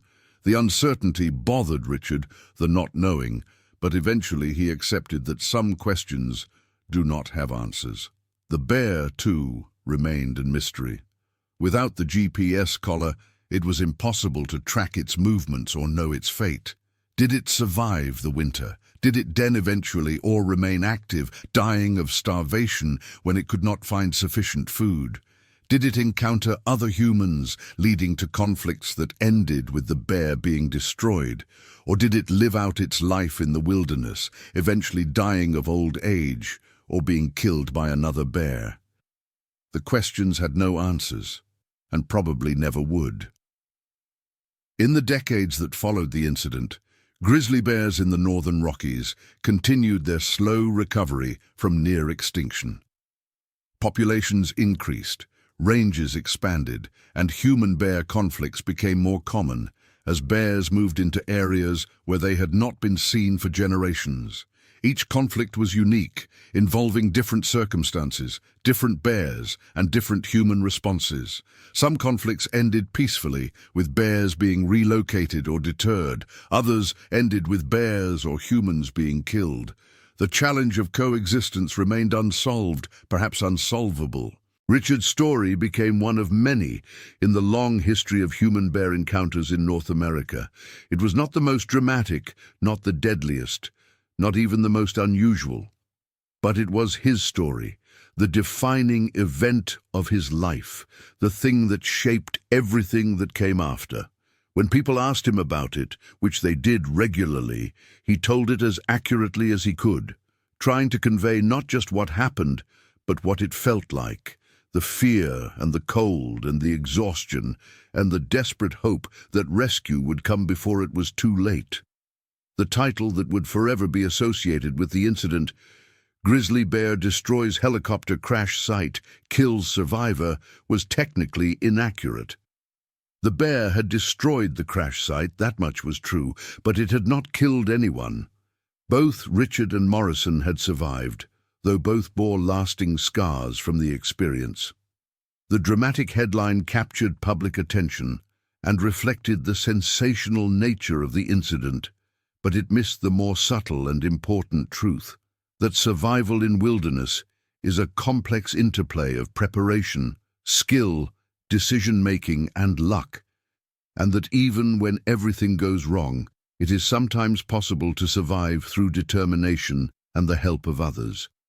Years later, Richard would occasionally fly over the general area where the crash had occurred, though he never tried to locate the exact meadow. From altitude, the wilderness looked peaceful and benign, a vast expanse of forest and mountains unmarred by visible human presence.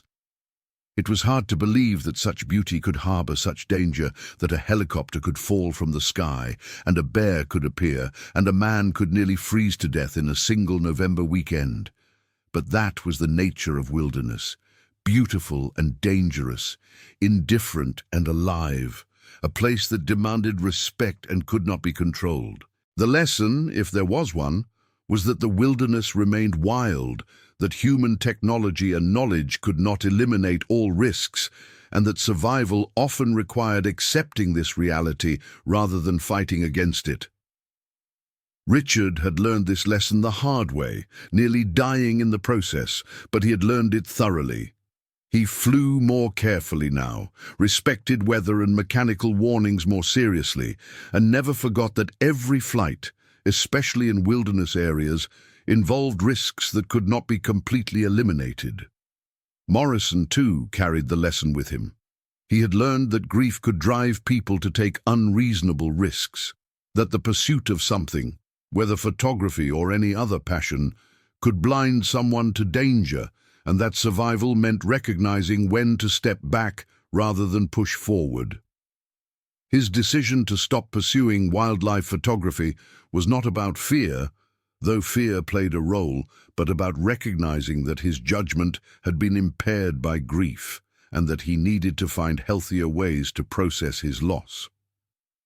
The incident connected these two men, Richard and Morrison, who had been strangers before the flight, in a bond that would last the rest of their lives. They did not become close friends. Their personalities and lives were too different for that, but they maintained contact, checking in periodically, comparing notes on their recovery and healing. They were survivors together, members of a club that no one wanted to join, but that created lasting connections between those who did. In the final analysis, the story of the helicopter crash and the grizzly bear was a reminder of human vulnerability and resilience. Richard and Morrison had been brought to the edge of death by mechanical failure and animal aggression. But they had survived through a combination of skill, knowledge, determination, and the efforts of skilled rescuers who risked their own lives to reach them. The story honored both the power of wilderness and the capacity of humans to survive against long odds. It was a story worth telling, worth remembering, and worth learning from, for anyone who ventured into wild places where the margin between life and death could narrow to nothing in an instant. The next stories, Kodiak, Bear Destroys RV, Kills Retired Couple. July 19th, 2025. The morning of July 14th, 2025, dawned clear and cold over the Teklanika River campground in Denali National Park, Alaska, with temperatures hovering just above 42 degrees Fahrenheit. George William Morrison, 71 years old, former civil engineer from Boise, Idaho, stood outside his 2023 Winnebago Voyage Class A motorhome, a 38-foot luxury RV that had cost him and his wife their entire retirement bonus, sipping black coffee from a ceramic mug decorated with a cartoon moose. The mug had been a gift from their granddaughter, Emma, who was 13 and lived in Portland with their daughter, Sarah. George's hands, weathered and strong despite his age, wrapped around the warm ceramic as he watched the early morning mist rise from the river valley below. He had been looking forward to this trip for 3 years, ever since he had retired from Morrison Engineering Associates, the firm he had built from nothing in 1982. His hair, once thick and black, was now sparse and grey, combed carefully over his spotted scalp each morning. He wore his favorite flannel shirt, red and black checkered, over a thermal undershirt, along with khaki cargo pants that his wife Linda constantly told him made him look like a tourist, which he supposed he was. Inside the RV, Linda Mae Morrison, 68 years old, former elementary school teacher and watercolor artist, was preparing breakfast on the 3-burner propane stove. She had taught second grade for 37 years at Hawthorne Elementary in Boise before retiring in 2022. Linda was a petite woman, 5 feet 3 inches tall, with silver hair that she wore in a practical bob cut. She had kind brown eyes that crinkled at the corners when she smiled, which was often. This morning she was making scrambled eggs with cheese, turkey bacon and whole wheat toast, the same breakfast she had made for George on Saturday mornings for 46 years of marriage. They had married on June 12, 1979, at the First Methodist Church in Boise, with 147 guests in attendance. Linda hummed softly to herself as she cooked, a habit she had developed during her teaching years. The song was an old one, something by James Taylor that had been playing on the radio when George proposed to her on the shore of Lucky Peak Lake in the summer of 1978. She could still remember every detail of that evening. The way the sunset had painted the water gold and pink, the nervous tremor in George's voice as he knelt in the sand with his grandmother's ring. The Winnebago was their dream vehicle, purchased new in March of 2024 after months of research and test drives. It featured a slide-out living area that expanded the interior space to nearly 300 square feet, a queen-size bed in the rear bedroom, a full bathroom with a shower, and a kitchen with a residential-style refrigerator. The exterior was painted in shades of cream and brown with racing stripes in metallic bronze. George had added custom running boards, LED lighting, and a backup camera system. The total cost had been $267,000, financed partly through the sale of their second car, a 2018 Honda Accord that had belonged to Linda. They had named the RV Wanderer, and George had even commissioned a small wooden plaque with that name carved into it, which hung above the driver's seat. In the 15 months since purchasing it, they had traveled through 12 states, visiting national parks and staying in RV parks from California to Montana. This trip to Alaska was meant to be the crown jewel of their retirement adventures, a 6-week journey through the last frontier that they had been planning since the previous winter. They had arrived at Denali National Park on July 11th, 3 days earlier, after driving north from Anchorage, where they had spent 4 nights at the Golden Nugget RV Park. The drive had taken them along the George Parks Highway, a stunning route that offered views of Mount Denali itself, weather permitting. George had driven the entire way, refusing Linda's offers to take a turn behind the wheel, because he loved the feeling of controlling the massive vehicle, the way it responded to his touch like a well-trained horse. They had seen their first moose on July 12th, a massive bull with antlers that spread at least 5 feet across, standing in a shallow pond just off the park road. Linda had taken 47 photographs of that moose, squealing with delight each time it dipped its enormous head into the water to feed on aquatic vegetation. That night, they had celebrated with a bottle of Merlot that they had been saving for a special occasion, drinking it while sitting in their camping chairs outside the RV as the midnight sun cast everything in shades of gold and amber. The Teclanica River Campground was located at mile marker 29 on the Park Road, a restricted-access gravel road that wound 102 miles into the heart of Denali. Private vehicles were only permitted as far as mile 15 at the Savage River, but visitors who booked campsites at Teclanica were granted special road permits allowing them to drive their own vehicles to the campground, where they were required to stay for a minimum of 3 nights. George had reserved their spot, site number 47, back in February, knowing that campsites in Denali were notoriously difficult to secure. The reservation had cost them $96 for 3 nights.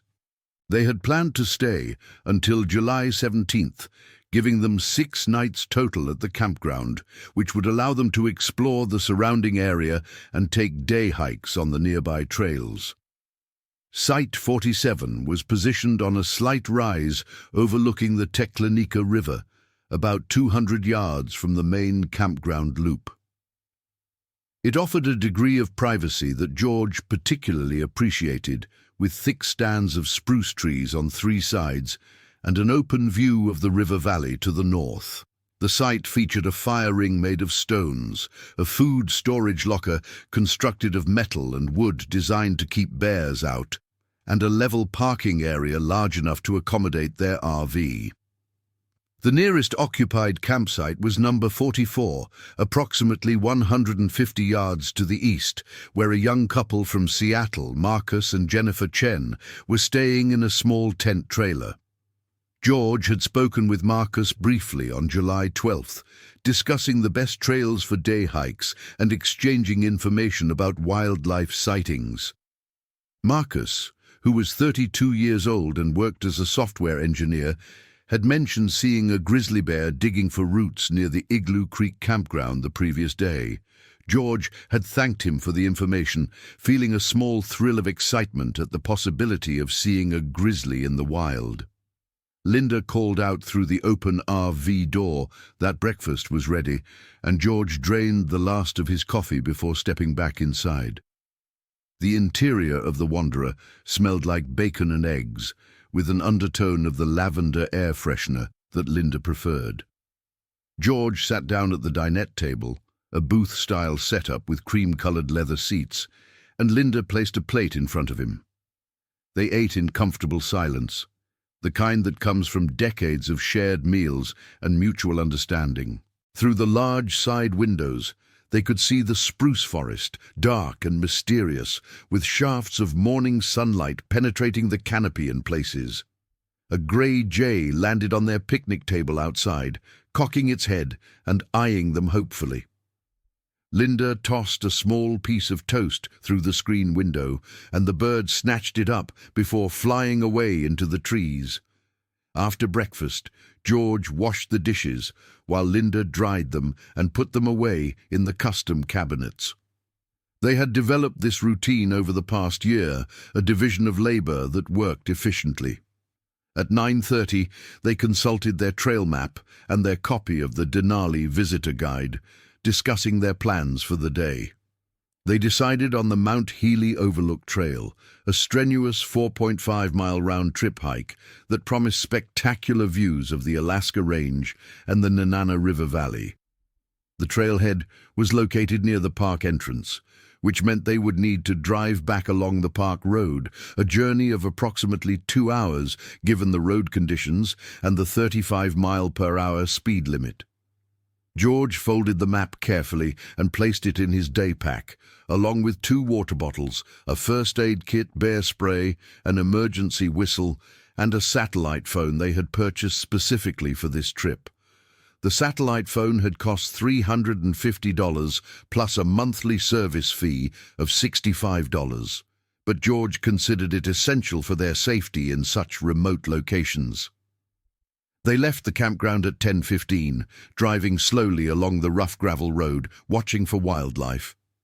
The park road was narrow in places, barely wide enough for 2 vehicles to pass each other, with steep drop-offs on one side and sheer rock faces on the other. George drove with his hands at 10 and 2 on the steering wheel, his eyes constantly scanning the road ahead for potholes, washouts, and animals. Linda sat in the passenger seat with her camera ready, a Canon EOS Rebel T7 with a telephoto lens that George had given her for Christmas 2 years ago. She had already taken over 300 photographs since arriving in Alaska. At mile marker 22, they spotted a caribou bull with massive antlers still in velvet, standing on a hillside about 300 yards away. George pulled over carefully onto a small shoulder, and they watched the animal through binoculars for 10 minutes before continuing on their way. The hike to the Mount Healy Overlook was challenging but rewarding, taking them up switchbacks through boreal forest and eventually above the tree line to alpine tundra. They reached the overlook at 1:30 in the afternoon, sweating despite the cool temperature, and sat on the rocky summit eating granola bars and drinking water while marveling at the view. On clear days, they had read, Mount Denali was visible from this spot, but today clouds obscured the distant peaks.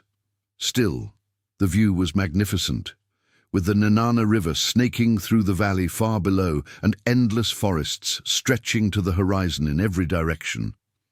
Linda took photographs, while George identified peaks using a laminated map he had brought along. They stayed at the summit for 40 minutes before beginning the descent, arriving back at their vehicle at 4:20. By the time they returned to the Teklanika campground, it was 6:45 in the evening, and both of them were tired but satisfied with their day's adventure. That night they grilled hamburgers on their portable propane grill, a compact unit that folded down for easy storage. George cooked the burgers to medium well, the way they both preferred, while Linda prepared a salad with lettuce, tomatoes and cucumbers they had bought in Anchorage. They ate outside at their picnic table, bundled in fleece jackets as the temperature dropped into the low 40s. The sun hung low in the northern sky, casting long shadows but showing no signs of setting completely. During the summer months in this part of Alaska, located at 63 degrees north latitude, the sun barely dipped below the horizon, resulting in what locals called the midnight sun. George found this phenomenon disorienting, his internal clock struggling to adjust to the constant daylight. After dinner, they walked down to the Teklanika River, following a narrow footpath through the trees, and stood on the gravelly bank watching the grey water flow past. The river was running high from glacial melt, turbid and cold, carrying silt from upstream. Linda commented that it looked dangerous, and George agreed, making a mental note to stay well away from the water's edge during their explorations. Back at the RV, they played cribbage for an hour, keeping score on a worn board that had been George's father's, the holes darkened by decades of use.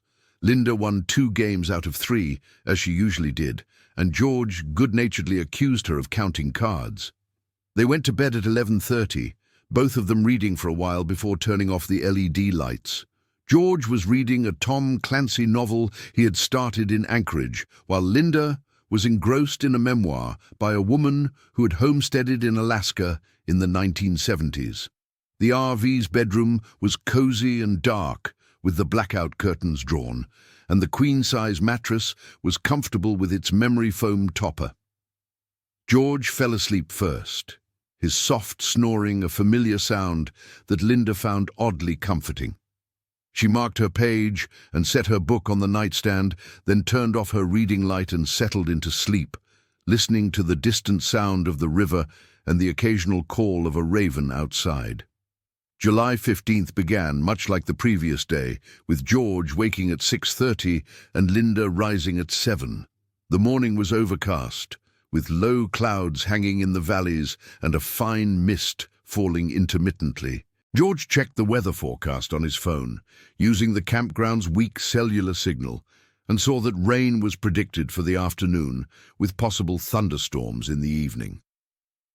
They decided to take a shorter hike close to the campground, choosing the Teklanika River Trail, a relatively easy path that followed the river upstream for several miles. After a leisurely breakfast of oatmeal with dried fruit and brown sugar, they set out at 9:30, wearing rain jackets and carrying their day packs. The trail was muddy in places, forcing them to step carefully to avoid slipping. They hiked for 2 hours, covering approximately 3 miles, before turning back as the rain began to fall more steadily. By the time they returned to the RV at 12:45, they were both damp and chilled, grateful for the warmth inside their mobile home. Linda made tomato soup and grilled cheese sandwiches for lunch, comfort food that warmed them from the inside. They spent the rainy afternoon inside the RV, George reading his novel while Linda worked on a watercolor painting of the view from their campsite, using a portable easel and her travel set of paints. She had been painting seriously for the past 10 years, ever since retiring from teaching, and had developed a distinctive style that focused on landscapes and wildlife. She had sold several paintings through a gallery in Boise, earning modest amounts that she always donated to the school where she had taught. The rain drummed steadily on the RV's roof, a soothing sound that made the interior feel even more cozy and secure. At 3:30, George made popcorn in their microwave, and they ate it while watching a documentary about grizzly bears on their portable DVD player. The documentary, narrated by a well-known naturalist, discussed bear behavior, diet, and the importance of proper food storage in bear country. George paid particular attention to the sections about bear attacks, noting that most attacks occurred when bears were surprised at close range or when they were defending food sources or cubs.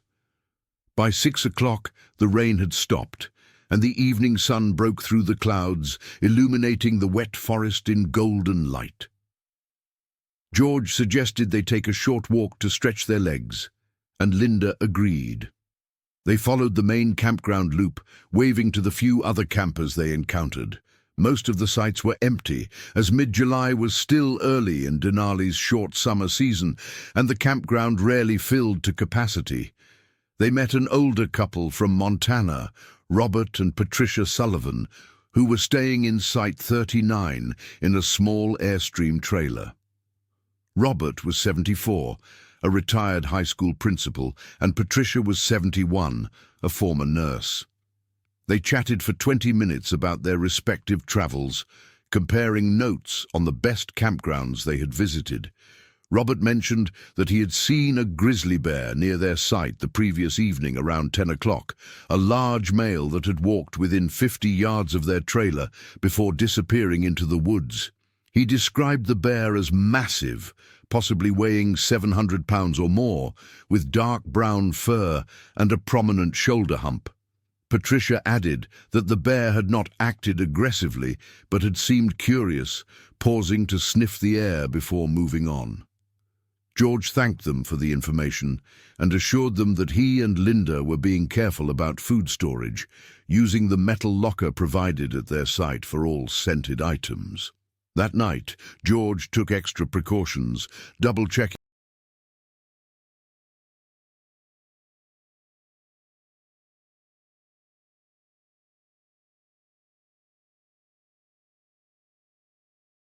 that all food was properly stored in the bear locker, which he secured with the heavy-duty latch. He also made sure that the RV's exterior storage compartments contained nothing that might attract bears, and he placed their garbage in a designated bear-proof dumpster located near the campground entrance.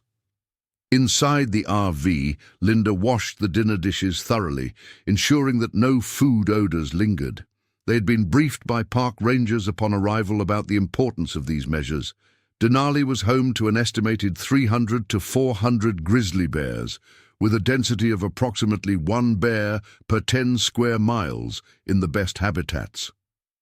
Grizzlies in the interior of Alaska tended to be smaller than their coastal cousins, which had access to protein-rich salmon, but they were still formidable predators, capable of weighing 500 pounds or more. The bears in Denali fed primarily on berries, roots, ground squirrels, and occasional caribou calves, and they required vast territories to meet their nutritional needs. George and Linda went to bed at 11, both feeling secure in their metal and fiberglass home. The RV's walls were constructed of aluminum framing with fiberglass exterior panels and foam insulation in between, creating a structure that felt solid and safe. The windows were made of double-pane glass, and the entry door was solid core with a deadbolt lock. George had even added additional security by installing barrel bolts on the inside of the door, which he fastened before going to bed. As he lay in the darkness, listening to Linda's steady breathing, he thought about the grizzly bear that Robert Sullivan had seen. He felt a mixture of excitement and nervousness, hoping that they might catch a glimpse of a bear from a safe distance, but also conscious of the potential danger. He had read extensively about bear safety before this trip, and he knew that most encounters ended without incident if proper precautions were taken. The thought comforted him as he drifted off to sleep. July 16th dawned cloudy and cool, with temperatures in the high 30s. George woke at 6:45 and immediately noticed that the RV felt colder than usual. He checked the thermostat and discovered that the propane furnace had shut off sometime during the night, probably due to a safety sensor that had detected improper combustion. He made a mental note to have the furnace serviced when they returned to the lower 48 states. He relit the pilot light and adjusted the thermostat to 65 degrees, and within minutes the RV began to warm up. Linda woke at 7:30 and complained about the cold, and George explained the furnace issue while assuring her that everything was now working properly. They dressed in layers, knowing that they would likely shed clothing as the day warmed up and their planned activities heated their bodies. For breakfast, Linda made pancakes with real maple syrup and turkey sausage links. They ate heartily, fueling up for another day of hiking. Today, they had chosen the Savage Alpine Trail, a challenging 4-mile loop near the Savage River that climbed steeply to high alpine terrain before descending back to the trailhead. The drive to the trailhead would take only about 20 minutes, as it was located at the western edge of the restricted vehicle zone. They left the campground at 9 o'clock, and George drove carefully along the park road, which was still damp from the previous day's rain. They passed several caribou grazing on a hillside, and Linda photographed them through the window, excited by how close they were. At the trailhead, they parked in a small lot that held only 3 other vehicles. George noticed that one of them was a park service truck, its distinctive green and white paint scheme identifying it as an official vehicle. The hike was strenuous from the start, with the trail ascending sharply through willow thickets and dwarf birch before emerging above the tree line. The views opened up dramatically as they climbed, revealing sweeping vistas of tundra-covered mountains and distant glaciers. They stopped frequently to catch their breath and to take photographs, and Linda commented several times on the beauty of the landscape. At one point they spotted a golden eagle soaring overhead, and George watched it through binoculars until it disappeared behind a ridge. They reached the highest point of the trail at 11:30, at an elevation of approximately 4,000 feet, and sat on a rocky outcrop eating trail mix and drinking water. The wind was strong at this elevation, cold and persistent, and they put on additional layers to stay warm. Looking north, they could see for what seemed like 100 miles, range after range of mountains fading into blue distance. On the descent, Linda's right knee began to bother her, an old injury from a skiing accident in 1998 that occasionally flared up during strenuous activity. She had torn her anterior cruciate ligament that year and had undergone reconstructive surgery, followed by months of physical therapy. The knee had been stable for years, but steep downhill hiking sometimes aggravated it. George offered to carry her day pack in addition to his own, and she accepted gratefully. They descended slowly, Linda using her trekking poles to take pressure off her knee. By the time they reached the trailhead at 2:15, she was limping noticeably and complaining of pain. George suggested they cut their day short and return to the campground to ice her knee, and Linda agreed. They drove back slowly, stopping once to observe a red fox hunting for voles in a meadow, and arrived at their campsite at 3 o'clock. George helped Linda into the RV and onto the couch, then retrieved a flexible ice pack from the freezer and wrapped it in a towel before placing it on her knee. He elevated her leg on a cushion and brought her a bottle of water and 2 ibuprofen tablets. Linda thanked him and settled back, closing her eyes and trying to relax. George busied himself with small tasks around the RV, tidying up and planning dinner. At 4:30, he went outside to start preparing the grill for dinner, planning to cook steaks that they had bought in Anchorage and kept frozen. As he cleaned the grill grates with a wire brush, he heard a rustling sound in the woods behind their campsite. He straightened up and peered into the shadows between the trees, but saw nothing. The sound came again, louder this time, like something large moving through the underbrush. George felt his heart rate increase, and he called out in a loud voice, "Hey, bear!" as he had been instructed to do by the park rangers. The rustling stopped immediately, and after a minute of silence, George relaxed slightly. It was probably just a moose or a caribou, he told himself, although he remained alert as he continued his preparations. Dinner that night was excellent, with perfectly grilled ribeye steaks, baked potatoes wrapped in foil and cooked on the grill, and a green salad. They ate outside at the picnic table, enjoying the evening sunshine and the relative warmth of the air, which had climbed into the mid-50s. Linda's knee felt better after the ice and medication, and she was in good spirits, laughing at one of George's stories about his early days as an engineer when he had made a calculation error that had resulted in a bridge abutment being built 3 feet too short. The contractor had been furious, but George had worked with him to devise a solution, and the bridge had been completed successfully. It was now a minor landmark in rural Idaho, and George still felt a sense of pride whenever he drove across it. After dinner, they took a short walk along the campground road, Linda testing her knee to see how it felt. It was sore but manageable, and she thought that by tomorrow it would be fine. They encountered Marcus and Jennifer Chen walking their dog, a friendly golden retriever named Cooper.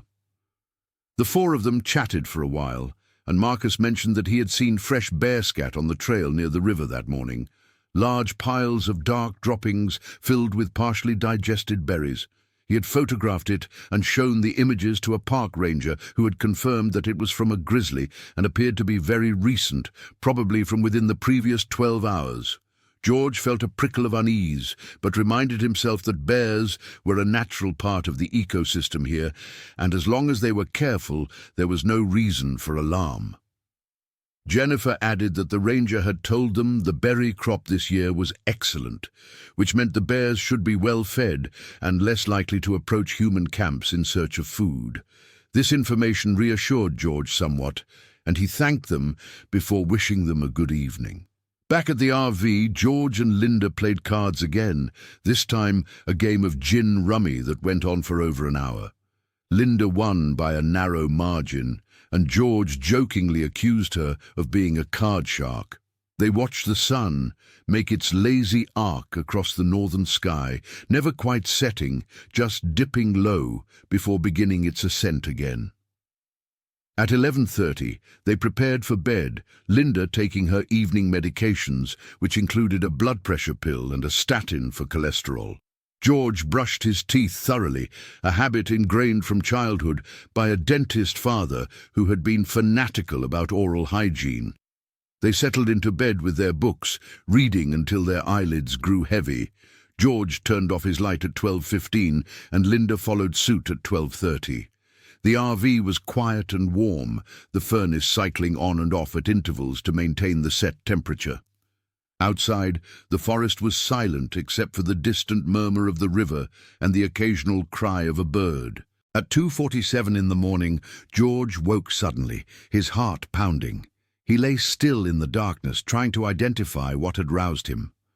For a moment he heard nothing unusual, just Linda's soft breathing beside him, and the hum of the RV's refrigerator.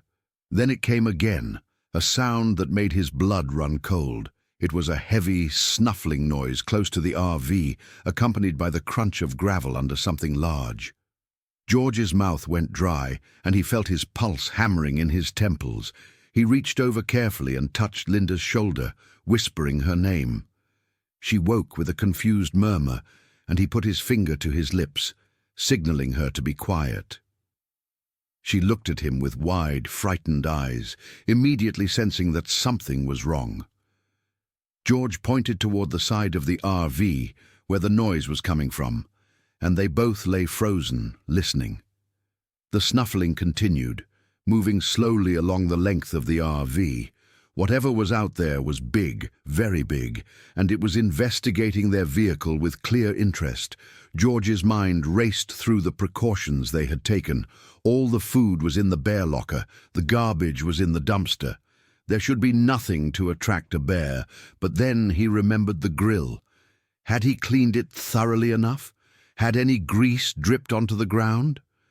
The sounds moved to the front of the RV now, and they heard a different noise, a sort of huffing exhalation that George recognized from the documentary they had watched. It was a bear, a grizzly bear, and it was right outside their bedroom window. Linda grabbed his hand, her grip tight and trembling. George squeezed back, trying to convey reassurance he did not feel. The bear moved around to the driver's side, its footsteps heavy and deliberate. George estimated that it was moving very slowly, taking its time, investigating every inch of the RV. Minutes passed that felt like hours. Then abruptly the sounds stopped. George and Linda lay motionless, barely breathing, straining to hear anything. After what seemed like an eternity, George heard the bear moving away, the sound of its passage through the underbrush growing fainter. He released a breath he had not realized he was holding. Linda whispered, "Is it gone?" George nodded, then realized she probably could not see him in the darkness. "I think so," he whispered back. They lay awake for another hour, adrenaline making sleep impossible. Finally, as the early morning light began to filter through the curtains, they both dozed fitfully. George woke again at 6:30, exhausted and on edge. He got up quietly and opened the bedroom door, peering into the main living area of the RV. Everything appeared normal. He moved to the front and looked out through the windshield. The campsite looked undisturbed in the grey morning light. He went to the side window and examined the area where he had heard the bear. The ground was soft from the recent rain, and he could clearly see the tracks. They were enormous, each paw print measuring at least 12 inches long and 9 inches wide, with deep claw marks extending another 4 inches beyond the toe pads. George felt his stomach clench. This was a very large bear, much larger than the average interior grizzly. He estimated that it had to weigh at least 700 pounds, possibly more. He debated whether to report the incident to the park rangers, but decided against it. No damage had been done, and the bear had moved on. Linda got up at 7, and George showed her the tracks. She stared at them in silence for a long moment, then said quietly, "Maybe we should leave early. Go back to Anchorage." George considered this. They had 3 more days on their reservation, and he hated the idea of cutting their trip short because of one bear encounter. "Let's see how today goes," he suggested. "We'll be extra careful, and if we see any more signs of the bear, we'll pack up and leave." Linda nodded reluctantly, though George could see the worry in her eyes. They made breakfast in near silence, both of them glancing out the windows frequently. The morning was overcast again, with a heavy grey sky that threatened more rain. They decided to stay close to the campground today, taking a short walk on the nearby trails, but keeping the RV in sight. George packed the bear spray in his jacket pocket, making sure it was easily accessible. At 9:30, they set out on a walk along the Teclanica River Trail, staying within a mile of the campground. The forest seemed different to George today, more menacing, the shadows deeper and more concealing. Every sound made him jump. Every movement in his peripheral vision caused his heart to race. Linda walked close beside him, her hand occasionally reaching out to grip his arm. They saw no wildlife during their walk, which George found oddly ominous. Where were the birds, the squirrels, the small animals that usually populated the forest? It was as if the woods were holding their breath, waiting. They returned to the RV at 11, both relieved to be back in what felt like safety. George examined the bear tracks again and took photographs of them with his phone, measuring one of the clearest prints with a small tape measure from his toolkit. The front paw measured 13.5 inches long and 10 inches wide. It was, George knew, a very large grizzly indeed, probably a mature male at the peak of its physical power. That afternoon, George walked over to the Sullivans' campsite to tell them about the bear visit. Robert Sullivan listened intently, his weathered face grave, and then told George that they had also heard something large near their airstream the previous night. Patricia added that they had been awakened around 3 in the morning by a scraping sound against their trailer, followed by heavy breathing. The bear, if it was the same animal, seemed to be investigating the entire campground. Robert suggested that all the campers should be warned, and George agreed. They walked together to the campground host site, a larger RV parked near the entrance, where a man named Donald Pritchard served as the volunteer host. Donald was 63 years old, a retired firefighter from Oregon who spent his summers hosting at various national park campgrounds. George explained about the nighttime visits, and Donald's expression grew serious. He said he would report it to the park rangers immediately, and suggested that all campers be extra vigilant about food storage and waste disposal. He also mentioned that if the bear continued to show interest in the campground, the rangers might have to attempt to haze it away using loud noises and rubber bullets, or in extreme cases, trap and relocate it. George returned to his campsite feeling somewhat better, knowing that the situation was being taken seriously. Linda had prepared lunch, turkey sandwiches and chips, and they ate while discussing their options. Linda again suggested leaving early, but George, stubborn as always, insisted they had only 2 more nights on their reservation, and that the rangers' response would likely solve the problem. "These people deal with bears all the time," he argued. "They know what they're doing. We'll be fine." Linda looked unconvinced, but did not press the issue. That afternoon they stayed inside the RV, Linda painting, while George read and intermittently checked the windows for any sign of the bear. At 4 o'clock, a park ranger arrived in a green truck and stopped at their site. The ranger, a young woman named Sarah Klein, perhaps 30 years old, with blonde hair pulled back in a ponytail, introduced herself and asked to see the bear tracks. George showed her, and she knelt down to examine them closely, taking her own measurements and photographs. She confirmed that they were from a large male grizzly, probably weighing between 700 and 800 pounds, based on the track size. Ranger Klein explained that this particular bear had been reported several times over the past week in various parts of the park. It had shown unusual boldness, approaching campsites and vehicles more closely than was typical for Denali's bears. She said the bear had not yet exhibited any aggressive behavior toward people, but its increasing comfort around human infrastructure was concerning. The rangers had been trying to locate and monitor the bear, but had not yet been successful in getting a clear identification of which individual it was. She asked George to report immediately if they had any further encounters, and she emphasized the importance of absolute cleanliness regarding food and scented items. George assured her they were following all the guidelines. Ranger Klein then told them something that sent a chill down George's spine. There had been one bear attack in Denali's history, back in 2012, when a hiker had been killed by a grizzly near the Toklat River. It was the first and only fatal bear attack in the park's 95-year history.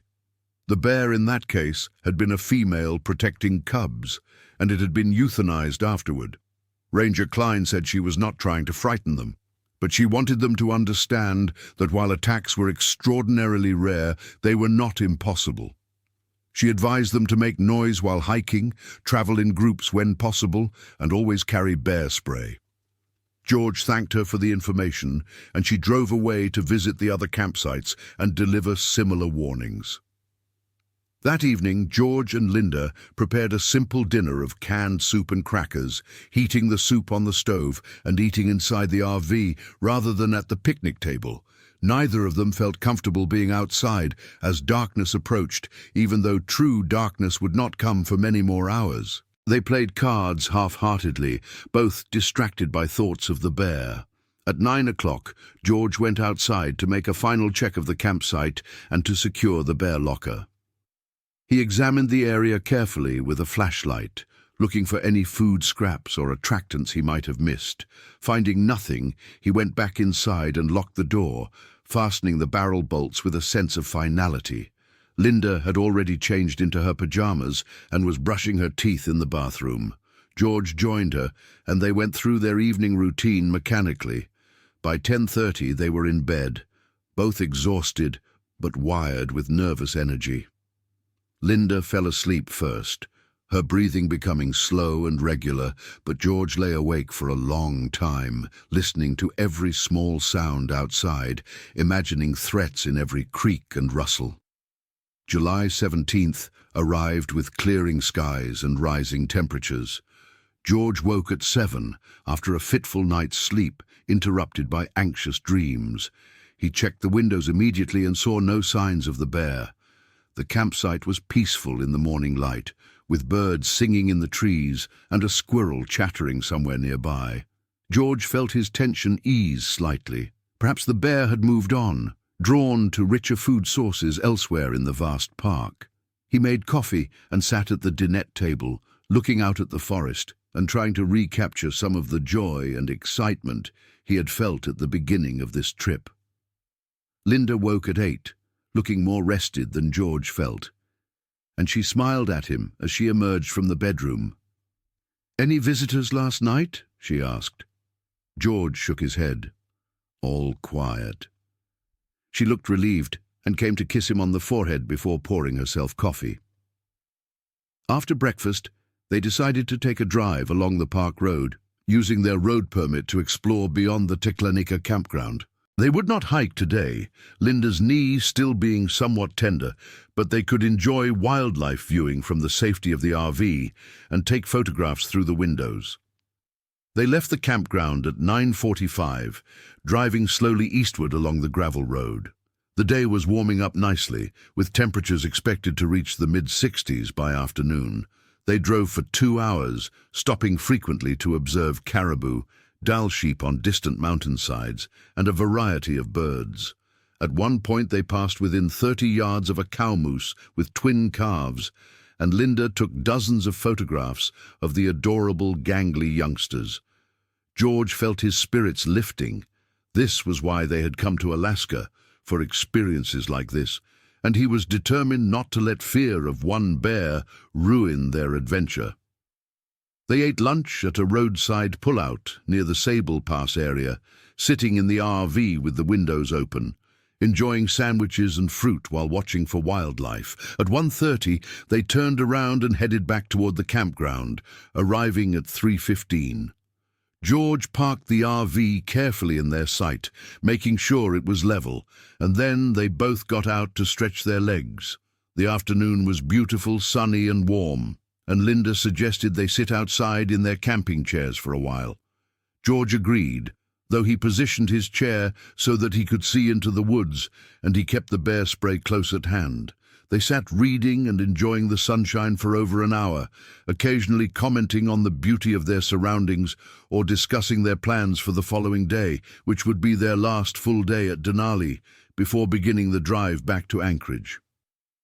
At 5 o'clock, George started preparing dinner, planning to grill chicken breasts that Linda had marinated overnight. He fired up the propane grill and cleaned the grates, then went inside to get the chicken from the refrigerator. As he emerged from the RV carrying the platter of raw chicken, he heard Linda gasp. He looked at her and saw that she was staring at something behind him, her face pale, her hand raised and pointing. George turned slowly, already knowing what he would see. The bear was there, 50 yards away at the edge of the clearing, a massive grizzly standing on all fours and staring directly at them. George's first coherent thought was that it was bigger than he had imagined, its shoulder hump prominent, its head enormous and blocky. The bear's fur was dark brown, almost black in places, grizzled with lighter tips that gave it the grizzled appearance that named the species. It stood utterly still, watching them with small eyes that seemed to glitter with intelligence. George could see its muscles rippling beneath its thick coat, could see the long claws on its front paws, yellowish and curved like scimitars. Time seemed to slow down. George's training and research kicked in, and he forced himself to remain calm. He set the platter of chicken down carefully on the picnic table, never taking his eyes off the bear. "Linda," he said in a low, steady voice, "get up slowly and move toward the RV door. Don't run, just walk normally." Linda stood up, her movements stiff and jerky with fear, and began backing toward the RV. George followed, reaching into his pocket for the bear spray and pulling it out, removing the safety clip with his thumb. The bear watched them, but made no move to approach. When Linda reached the RV door, she fumbled with the handle, her hands shaking, and George reached past her to open it. "Get inside," he said, and she obeyed, disappearing into the RV. George backed through the door after her, pulling it closed and locking it, his eyes on the bear until the door blocked his view. Inside, Linda was standing in the middle of the living area, trembling, her arms wrapped around herself. George went to the window and peered out.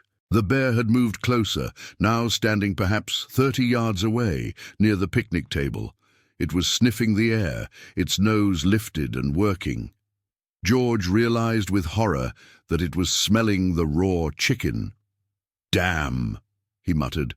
The chicken was an attractant, drawing the bear in. He watched helplessly as the bear took several slow steps closer, then paused again. Its body language was not overtly aggressive, no ears laid back or hackles raised, but its interest in their campsite was obvious and alarming. George thought about going back outside to retrieve the chicken and throw it in the bear locker, but immediately dismissed the idea as suicidal. The bear was too close, and his intervention might trigger an attack. He could only hope that the bear would investigate the chicken, perhaps eat it, and then leave satisfied. But the bear did not approach the chicken. Instead, it circled around to the far side of the RV, disappearing from George's view through the living room window. George hurried to the bedroom and looked out that window, spotting the bear as it moved along the side of the RV, sniffing at the exterior, occasionally standing up on its hind legs to press its nose against the walls and windows. George's heart hammered in his chest. The bear was enormous when standing upright, easily 8 feet tall, maybe more. Its front paws pressed against the RV's aluminum siding, and George could hear the scraping sound of its claws on the metal. Linda appeared in the bedroom doorway, her face ashen. "What's it doing?" she whispered. "I don't know," George admitted. "It's investigating the RV." They watched in terrified silence as the bear moved around to the back of the vehicle, out of sight again. George rushed to the bathroom window, which offered a partial view of the rear, and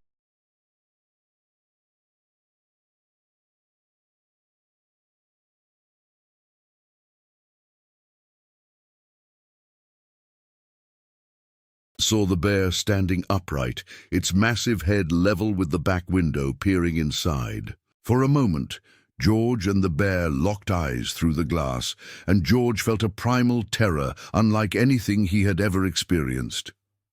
The bear's eyes were small and dark, unreadable, alien in their animalistic intensity. The bear dropped back to all fours and moved around to the other side of the RV.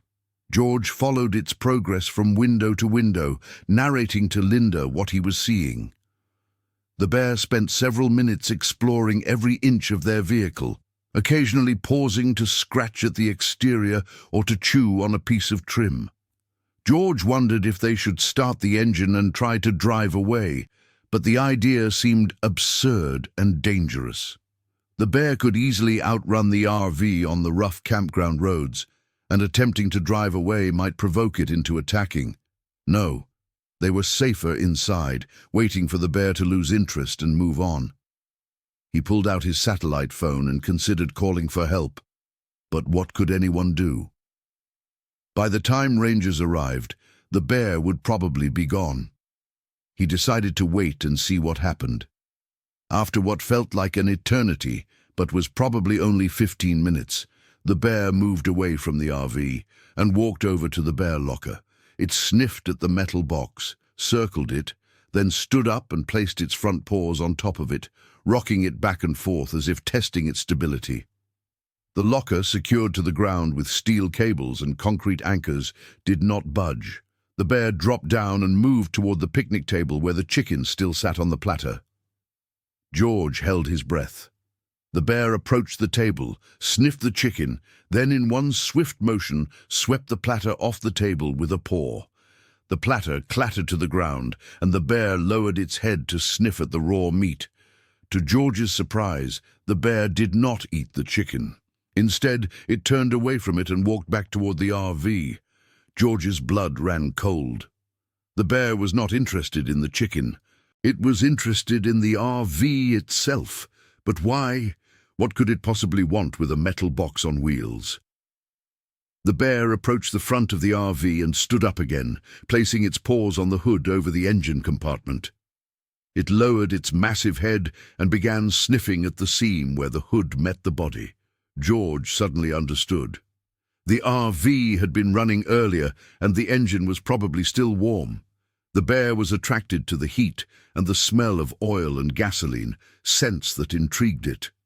The bear moved to the driver's side and stood beside the door, sniffing at the mirror and the window.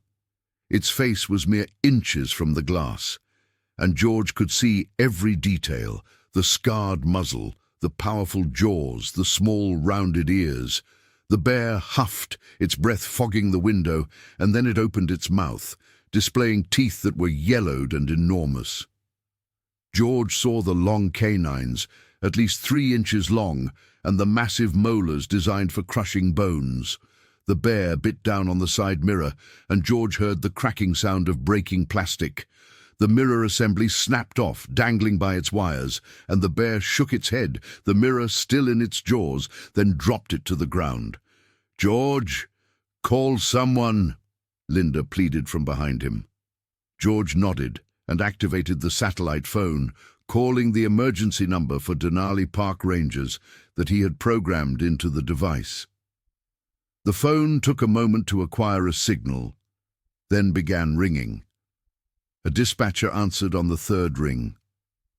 "Denali Dispatch, what is your emergency?" George explained the situation as calmly as he could, describing the bear's behavior and their location at Site 47 in the Teklanica campground.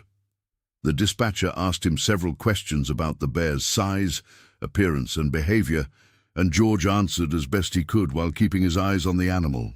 The dispatcher told him that rangers were being dispatched immediately and to stay inside the RV, which George had absolutely no intention of leaving anyway. The call ended, and George relayed the information to Linda. "Help is coming," he said, trying to sound reassuring. "Just stay calm." The bear, meanwhile, had moved to the entry door of the RV. It stood on its hind legs and began pushing against the door with its front paws, claws scraping against the aluminum surface. The door shook in its frame, and George heard the latches rattling. "Jesus Christ," he breathed. "It's trying to get in." Linda made a small whimpering sound. The bear pushed harder, and George heard a popping sound as one of the decorative trim pieces broke off the door. The bear dropped down, sniffed the broken piece on the ground, then stood up again and resumed pushing. George grabbed his bear spray and positioned himself between the door and Linda, his hand shaking as he held the canister. If the bear managed to breach the door, he would empty the entire canister into its face, praying that the capsaicin spray would drive it away. The bear pushed against the door with increasing force, and George saw the metal frame beginning to bend inward. The door, he realized with dawning horror, was not designed to withstand this kind of assault. It was meant to keep out weather and insects, not an 800-pound apex predator. Then, as abruptly as it had started, the bear stopped. It dropped down to all fours and moved away from the door, walking back toward the woods. George felt a flood of relief so intense he thought he might collapse. Linda sobbed behind him, releasing the tension that had been building. They watched through the windows as the bear walked into the trees and disappeared from view. George sagged against the dinette table, his legs suddenly weak. They waited in silence for 5 minutes, 10 minutes, watching for any sign that the bear might return. At last, George heard the sound of an engine, and a park ranger truck came bouncing along the campground road, pulling up beside their RV. 2 rangers jumped out, both carrying shotguns, and one of them, Ranger Klein, whom George had met the day before, approached the RV and knocked on the door. George unlocked it and stepped out, Linda following close behind. Ranger Klein and her partner, an older man named Dave Hendricks, listened to George's account of what had happened, examining the damage to the RV, the broken mirror on the ground, and the bent doorframe. Ranger Hendricks walked the perimeter of the campsite, studying the bear's tracks and the areas where it had been. He reported finding a spot where the bear had been digging in the soft soil near the tree line, possibly searching for roots or insects. The two rangers conferred quietly. Then Ranger Klein turned to George and Linda with a grave expression. "This bear is exhibiting problematic behavior," she said. "It's becoming too comfortable around people and structures, and that's extremely dangerous. We need to get you folks out of here immediately. Pack your essentials and follow us out of the campground. You can come back tomorrow with a ranger escort to collect the rest of your belongings." George wanted to argue, wanted to insist that they could stay, but one look at Linda's face changed his mind. She was pale and shaking, clearly traumatized by the ordeal, and he realized that her well-being was more important than his stubborn pride. He nodded. "Okay, give us 10 minutes to pack." The rangers agreed, and George and Linda went back inside the RV. They moved quickly, throwing clothes and toiletries into a suitcase, grabbing their medications and important documents, packing up laptops and cameras. Linda was crying quietly as she worked, and George felt his own eyes stinging with tears of frustration and fear. Within 15 minutes, they had packed a large suitcase and 2 duffel bags with everything they absolutely needed.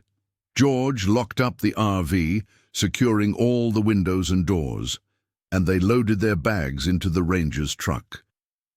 Ranger Hendricks would drive their RV out of the campground, while Ranger Klein escorted George and Linda in the truck.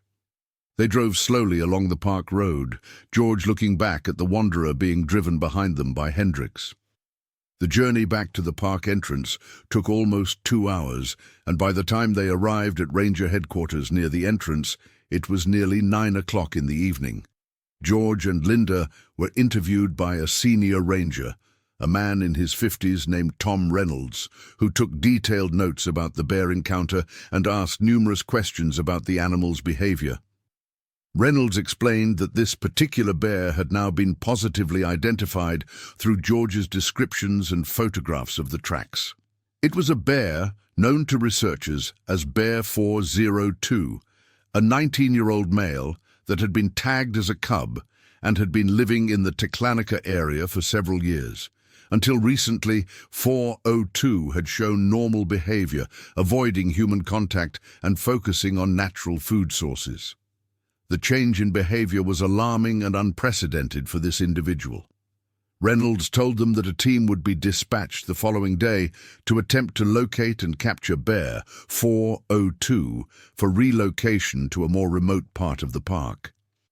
In the meantime, the Teklanica campground was being temporarily closed, and all campers were being evacuated. George felt a mixture of guilt and vindication. Guilt because their encounter had triggered the campground closure, affecting other people's vacations, and vindication because Linda's instinct to leave earlier had been correct. Reynolds arranged for them to stay at a hotel in Healy, the small town just north of the park entrance, at the Park Service's expense. They would be able to return the next day with a ranger escort to retrieve the rest of their belongings from the RV. George thanked Reynolds, and he and Linda were driven to the Denali Gateway Lodge by a young ranger named Mike Foster. They checked into their room at 10:30, both of them exhausted beyond measure. That night, Linda could not sleep. She lay in the hotel bed staring at the ceiling, replaying the encounter with the bear over and over in her mind. Every time she closed her eyes, she saw the bear's massive face pressed against the RV window, its small dark eyes staring at her with alien intensity. George slept fitfully beside her, twitching and mumbling in his dreams. Linda got up at midnight and took a sleeping pill from her pill organizer, something she rarely did. and finally managed to drift off into a drugged sleep filled with nightmares of being chased through dark forests by something huge and unstoppable. July 18th arrived hot and clear, with temperatures forecast to reach the low 70s, unusually warm for this part of Alaska. George and Linda woke at 7:30, both feeling unrested and anxious. They ate breakfast in the hotel restaurant, picking at their food without much appetite.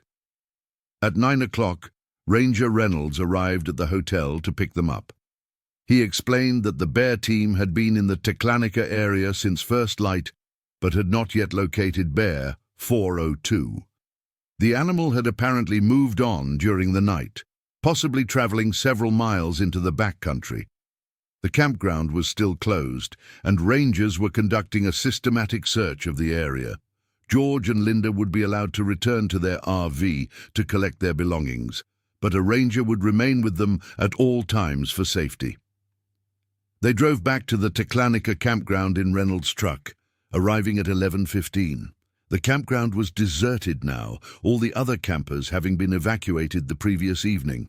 Site 47 looked strangely abandoned in the bright sunlight, the picnic table still bearing the platter that had held the chicken, though the chicken itself had been removed by the rangers the previous night. George's first thought upon seeing the wanderer was relief that it appeared undamaged beyond the broken mirror and the bent door frame. They went inside, and Linda immediately started packing up the kitchen, wrapping dishes in towels and placing them in boxes. George began disconnecting the various systems, the water hose, the electrical cable, the sewer connection. It took them 2 hours to pack everything, and by the time they were finished, both of them were sweating in the warm air. George started the RV's engine and let it warm up while Linda did a final walkthrough, making sure they had not forgotten anything. Ranger Reynolds stood outside watching the tree line, his shotgun held at a ready position. The sight of the weapon was simultaneously reassuring and terrifying to George. At 1:30, they pulled out of Site 47 for the last time, George driving carefully along the rough road with Reynolds following behind in his truck. They reached the park entrance at 3:15, and Reynolds escorted them to the park boundary, where he pulled alongside and waved goodbye through his window. George waved back, and they drove on toward Healy, the nearest town, where George planned to find a repair shop that could fix the damage to the door and replace the broken mirror. But the incident was not over. As they drove along the park's highway, heading south toward Anchorage, George began to feel increasingly ill. At first, he attributed it to stress and lack of sleep, but by the time they reached the town of Cantwell, about 30 miles south of Healy, he was feeling dizzy and nauseous. Linda noticed his pallor and asked if he was all right. George admitted that he did not feel well, and Linda suggested they pull over at the next rest stop. George agreed, and 10 minutes later he pulled into a small roadside rest area. He parked the RV and stumbled out, making it to a trash can just in time to vomit violently. Linda ran to his side, supporting him as he retched again and again, his body shaking. When the spasms finally subsided, George straightened up, wiping his mouth with a tissue Linda handed him. "I think I need to see a doctor," he said weakly.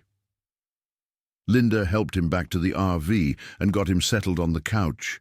Then she took over driving, something she rarely did with the big vehicle. They drove to the emergency room at the Mat-Su Regional Medical Center in Palmer, about 90 miles north of Anchorage.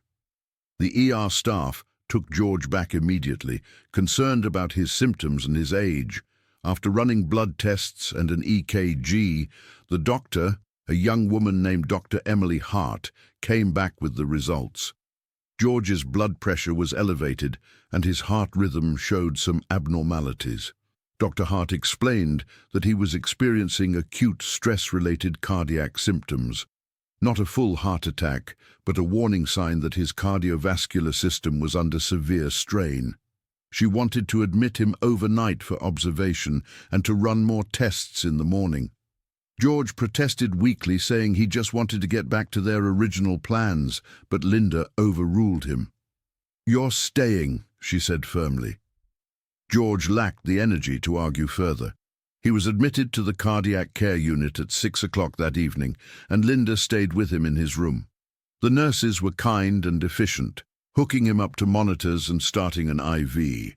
George lay in the hospital bed, feeling defeated and old. This was not how their Alaska adventure was supposed to end, with him in a hospital bed and their dream RV damaged. Linda sat in a chair beside the bed, holding his hand, and he could see the worry in her eyes. That night, George slept fitfully, waking every time a nurse came in to check his vital signs. The monitor beside his bed beeped and chirped constantly, tracking his heart rate and rhythm. In his dreams, he was back at the campground, and the bear was tearing the RV apart piece by piece, while he and Linda huddled inside, helpless and terrified.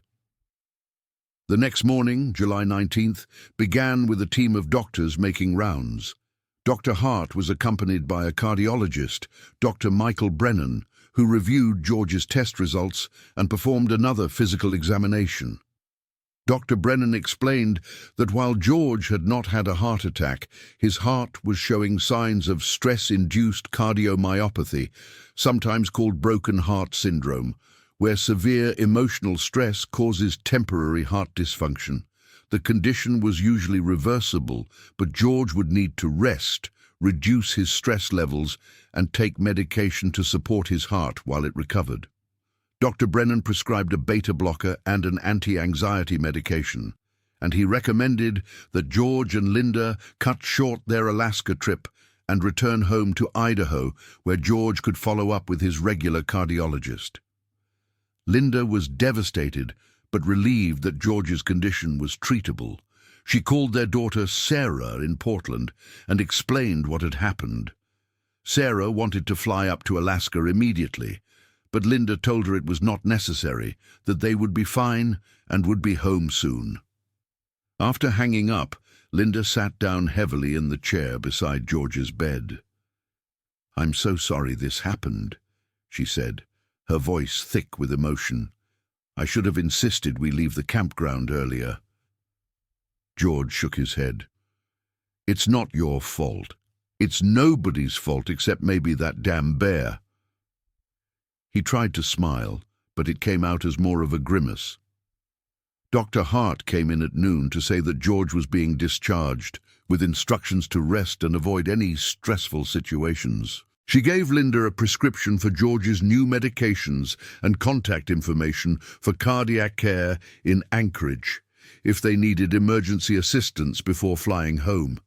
They left the hospital at 1:30 and drove the RV to a repair shop in Palmer that specialized in recreational vehicles. The mechanic, a burly man named Frank, who spoke with a thick Boston accent, examined the damage and quoted them $800 for repairs, which would take 2 days. George nearly wept with frustration, but there was nothing to be done.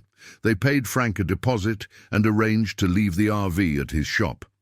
Frank helped them transfer their essential belongings to a rental car, a compact sedan that felt tiny after the spaciousness of the RV.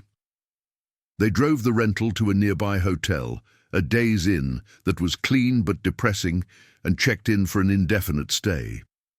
Linda helped George up to their room, and he collapsed onto the bed, more exhausted than he could remember being in decades. Over the next 2 days, they stayed in Palmer, venturing out only for meals and to pick up George's prescriptions from a local pharmacy. George spent most of his time sleeping or watching television, while Linda read and painted watercolors from photographs she had taken earlier in the trip. She painted the view from their campsite at Teklanika, trying to capture the beauty of the place before the terror had intruded. On July 21st, they returned to Frank's shop and picked up the RV, which looked almost as good as new, the broken mirror replaced, and the bent door frame straightened and repainted. George paid the balance of the repair bill, nearly $1,000 after additional work was discovered, and they set out for Anchorage, where they planned to stay for a few days before flying home. George was not yet healthy enough for the long drive back through Canada, and both of them had agreed that their Alaska adventure was over. They stayed at the same Golden Nugget RV park where they had stayed upon first arriving in Alaska, which now felt like a lifetime ago rather than just 2 weeks. The park manager, a friendly woman named Ruth, remembered them and was shocked to hear about their experience. She mentioned that she had seen a news report about the temporary closure of the Teklanika campground and the search for a problem bear. "Was that you folks?" she asked, and George nodded grimly. Ruth expressed her sympathy and offered them a discount on their site fee, which George accepted gratefully. They spent their days in Anchorage resting, taking short walks when George felt up to it, and making arrangements to fly home. They would leave the RV at a storage facility in Anchorage and return for it later in the summer, or possibly hire someone to drive it back to Idaho for them. On July 23rd, they received a call from Ranger Tom Reynolds.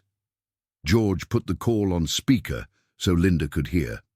Reynolds's voice was somber as he delivered the news. Bear 402 had been located and captured near the Toklat River, about 40 miles east of Teklanika, on the morning of July 22nd. The bear had been tranquilized and flown by helicopter to a remote area of the park's backcountry, more than 80 miles from the nearest road or trail. He would be released there with the hope that he would remain in that isolated area and avoid future contact with humans. However, Reynolds warned that if the bear returned to developed areas and exhibited problematic behavior again, the decision might be made to euthanize him. George and Linda both felt a strange mixture of relief and sadness at this news. They were glad the bear had been captured and relocated rather than killed, but they could not help feeling that the animal's fate was somehow their responsibility. Before ending the call, Reynolds asked if George and Linda would be willing to participate in an interview with a wildlife photographer and filmmaker named Marcus Webb, who was doing a documentary about human-bear conflicts in Alaska. Webb wanted to include their story as a cautionary tale about the importance of bear safety and proper food storage in national parks. George hesitated, not sure if he wanted to relive the experience on camera, but Linda surprised him by saying yes. "If our story can help prevent someone else from going through what we did, then it's worth it," she said. George agreed, and Reynolds gave them Marcus Webb's contact information.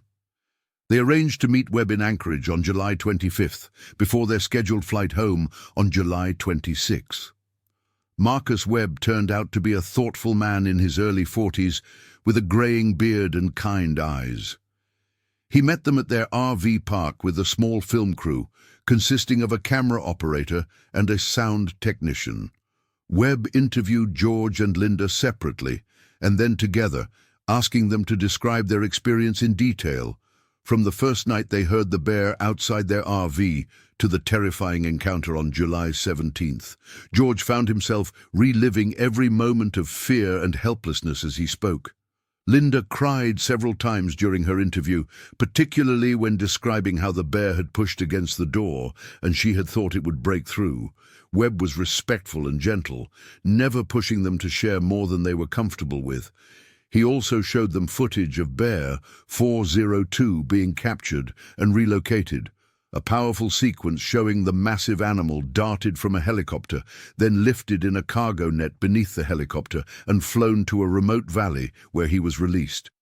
The sight of the bear, unconscious and vulnerable, being transported through the air was almost surreal, and George found himself feeling an unexpected sympathy for the animal, despite everything that had happened. The interview lasted 3 hours, and by the end of it, George felt drained, but also oddly cleansed, as if talking about the experience had exorcised some of the fear and trauma. Webb thanked them sincerely and promised to send them a copy of the finished documentary when it was completed, probably in about 6 months. He also gave them his card and told them to call him if they ever wanted to talk, or if they had any questions about bears or wildlife. George tucked the card into his wallet, doubting he would ever use it, but appreciating the gesture. On the morning of July 26th, George and Linda boarded a flight from Anchorage to Seattle, then connected to a second flight to Boise. They left the Wanderer in secure storage, planning to deal with it at some future date when George's health had improved and they felt ready to tackle the logistics of either returning for it or arranging for it to be driven home. As the plane climbed into the sky and anchorage fell away below them, Linda reached over and took George's hand. He squeezed back, grateful for her presence, grateful to be alive. They did not speak, but words were not necessary. They had survived something terrible together, and their relationship had been tested and proven strong. The Alaska adventure had not gone as planned, but they had learned valuable lessons about respect for nature, about the limits of human control, and about the importance of listening to one's instincts. Back in Boise, life gradually returned to normal. George saw his cardiologist, Dr. Raymond Foster, who confirmed the diagnosis of stress-induced cardiomyopathy and adjusted his medications. Follow-up tests showed that George's heart was recovering well, though Dr. Foster warned him that he would need to be more careful about stress management going forward. George began seeing a therapist, Dr. Linda Chen, who specialized in trauma and post-traumatic stress disorder. Dr. Chen helped him work through his feelings about the bear encounter, using cognitive behavioral therapy techniques to reduce the anxiety and intrusive thoughts that plagued him. Linda also began therapy with Dr. Chen, and they attended several couples sessions together, discussing how the experience had affected their relationship and their plans for the future. Sarah flew in from Portland with Emma to visit them in early August, and George and Linda told them the full story of what had happened. Emma, at 13, was horrified and fascinated in equal measure. She made her grandparents promise never to go camping in bear country again, and George and Linda both agreed readily, a promise they intended to keep. Sarah was more concerned about her father's health, and she spent hours researching stress-induced cardiomyopathy and discussing treatment options with Linda. She also helped them make the decision about the RV. After much discussion, they decided to sell the Wanderer. The Alaska experience had soured them on RV travel, and neither of them felt they could enjoy using the vehicle anymore without remembering the terror of that July evening. They hired a professional RV transport company to bring the Wanderer back from Anchorage at a cost of $3,000, and once it was back in Boise, they listed it for sale with an RV dealership. The Wanderer sold in early September for $220,000, a significant loss from what they had paid for it, but George and Linda were just relieved to be rid of it. They used some of the money to pay off the remaining loan balance, and the rest went back into their savings. They began discussing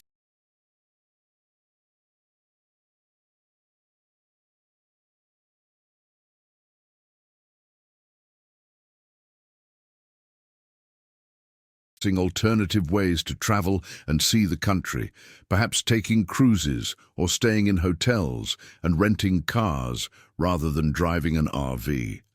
The freedom and adventure that the RV had promised now seemed illusory, a dangerous fantasy that had nearly cost them everything. In October, Marcus Webb contacted them to say that his documentary was nearly complete and asked if they would like to see a rough cut. They agreed, and Webb sent them a link to a private online screening. The documentary, titled Living with Bears: Stories from the Last Frontier, was powerful and beautifully filmed. George and Linda's story was featured in a 15-minute segment near the end of the film, interspersed with footage of Bear 402 and interviews with park rangers discussing the increasing challenges of managing bear populations in national parks. The film also included stories from other people who had experienced bear encounters, some of them far more tragic than George and Linda's. One segment featured the family of a hiker who had been killed by a grizzly in Glacier National Park in 2021, and another told the story of a man who had been severely mauled while bow hunting in Wyoming. The documentary's overall message was one of coexistence and respect, emphasizing that bears were not monsters, but wild animals whose habitat was increasingly encroached upon by humans. The film premiered at the Banff Mountain Film Festival in November 2025, where it won an award for Best Wildlife Documentary. George and Linda did not attend the festival, but Webb sent them a copy of the award and a heartfelt thank you note. The documentary was later broadcast on a national nature channel in early 2026, and George and Linda watched it at home, holding hands on their couch. Seeing themselves on television was strange and uncomfortable, but they were proud to have contributed to a film that might educate people about bear safety and conservation. In the weeks following the broadcast, they received dozens of messages from friends, family, and even strangers who had seen the documentary and were moved by their story. Many people shared their own experiences with wildlife encounters, and George found himself becoming something of an accidental expert on the subject, researching and learning more about bear behavior and conservation. By the spring of 2026, George's heart had fully recovered, and his cardiologist gave him a clean bill of health.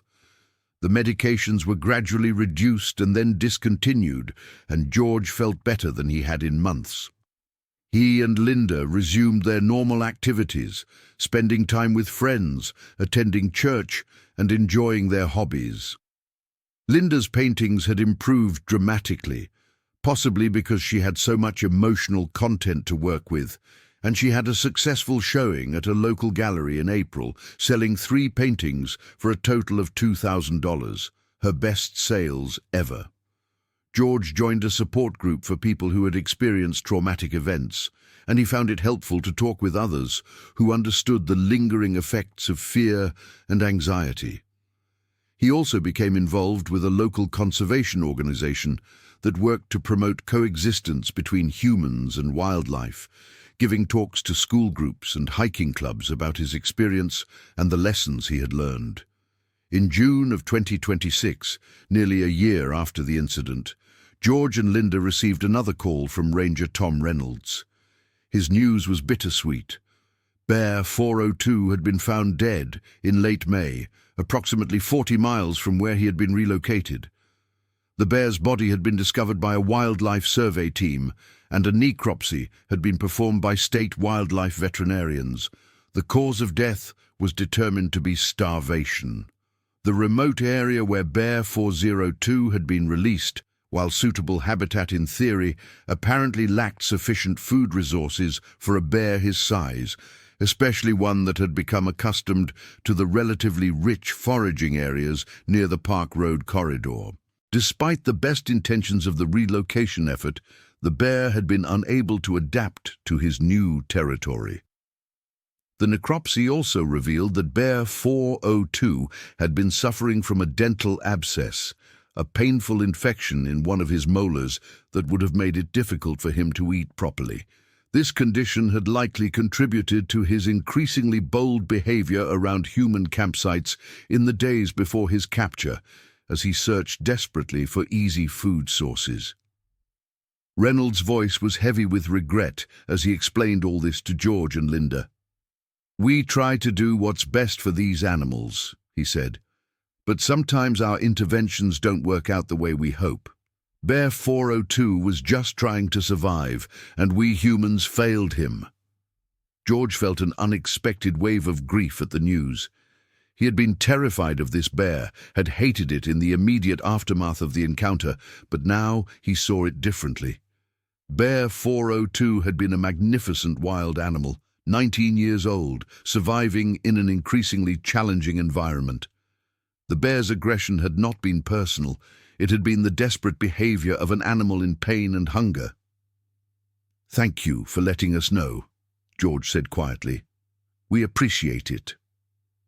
After the call ended, Linda cried, and George found his own eyes wet with tears. They held each other for a long time, mourning not just the bear, but everything the incident represented: the loss of innocence, the harsh realities of nature, the unintended consequences of human actions. the death of Bear 402 brought a sense of closure to George and Linda's Alaska experience. They would never forget what had happened, but they could finally begin to integrate it into their life story without it defining them. They continued to travel, but more cautiously now, always researching their destinations thoroughly and taking every possible precaution. They went to Hawaii in the fall of 2026, staying in hotels and taking day trips to explore the islands, and they had a wonderful time without any bear encounters, which they joked about frequently. In 2027, they took a cruise to the Caribbean, and in 2028, they toured New Zealand by rental car, staying in bed and breakfasts and small inns. Each trip brought them joy and adventure, without the fear that had colored their final days in Alaska. Emma, their granddaughter, grew up hearing the story of her grandparents' encounter with the grizzly bear, a family legend that was retold at holidays and gatherings. When she was 16, she wrote a school essay about the experience, titled "When Nature Fights Back," and won first prize in a statewide environmental writing contest. George and Linda were immensely proud, and George saw in Emma's essay a wisdom and understanding that came from truly contemplating the relationship between humans and the natural world. Emma went on to study wildlife biology in college, partly inspired by her grandparents' story, and she eventually became a park ranger herself, working at Yellowstone National Park. The circle, in a way, was complete. George and Linda are still living in Boise as of this writing in 2029, both in their mid-70s and in good health. They have not returned to Alaska and have no plans to do so, though they think of it often. The state represents both the most beautiful place they have ever seen and the most frightening experience they have ever endured. And they are content to let those memories remain in the past. When people ask them about their Alaska trip, they tell the story honestly, neither exaggerating nor downplaying what happened. They emphasize the lessons they learned about respecting wildlife, about the importance of listening to warning signs, and about the resilience of the human spirit in the face of terror. They have no bitterness toward Bear 402, only sadness for an animal that died alone in the wilderness, unable to adapt to the changes humans had forced upon him.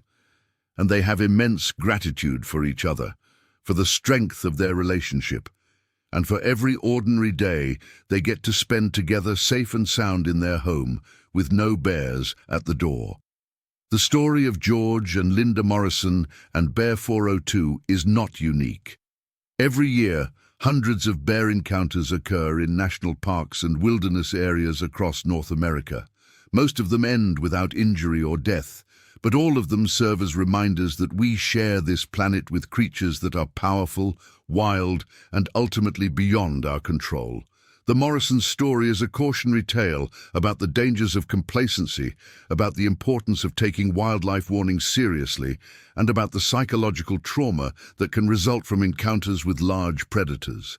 It is also a story of survival, resilience, and the enduring human capacity to find meaning and growth even in our most frightening experiences. The Teklanika River Campground in Denali National Park is open again now, welcoming visitors who come seeking wilderness adventure. The campsite where George and Linda stayed, Site 47, is still there, still offering that beautiful view of the river valley and the surrounding mountains. But the Morrisons will never see it again, and they have no desire to do so. For them, that place will always be associated with terror and with a massive grizzly bear that pushed against their door, trying to get in, reminding them that when you venture into true wilderness, you are no longer at the top of the food chain, and nature owes you nothing but the chance to survive. End.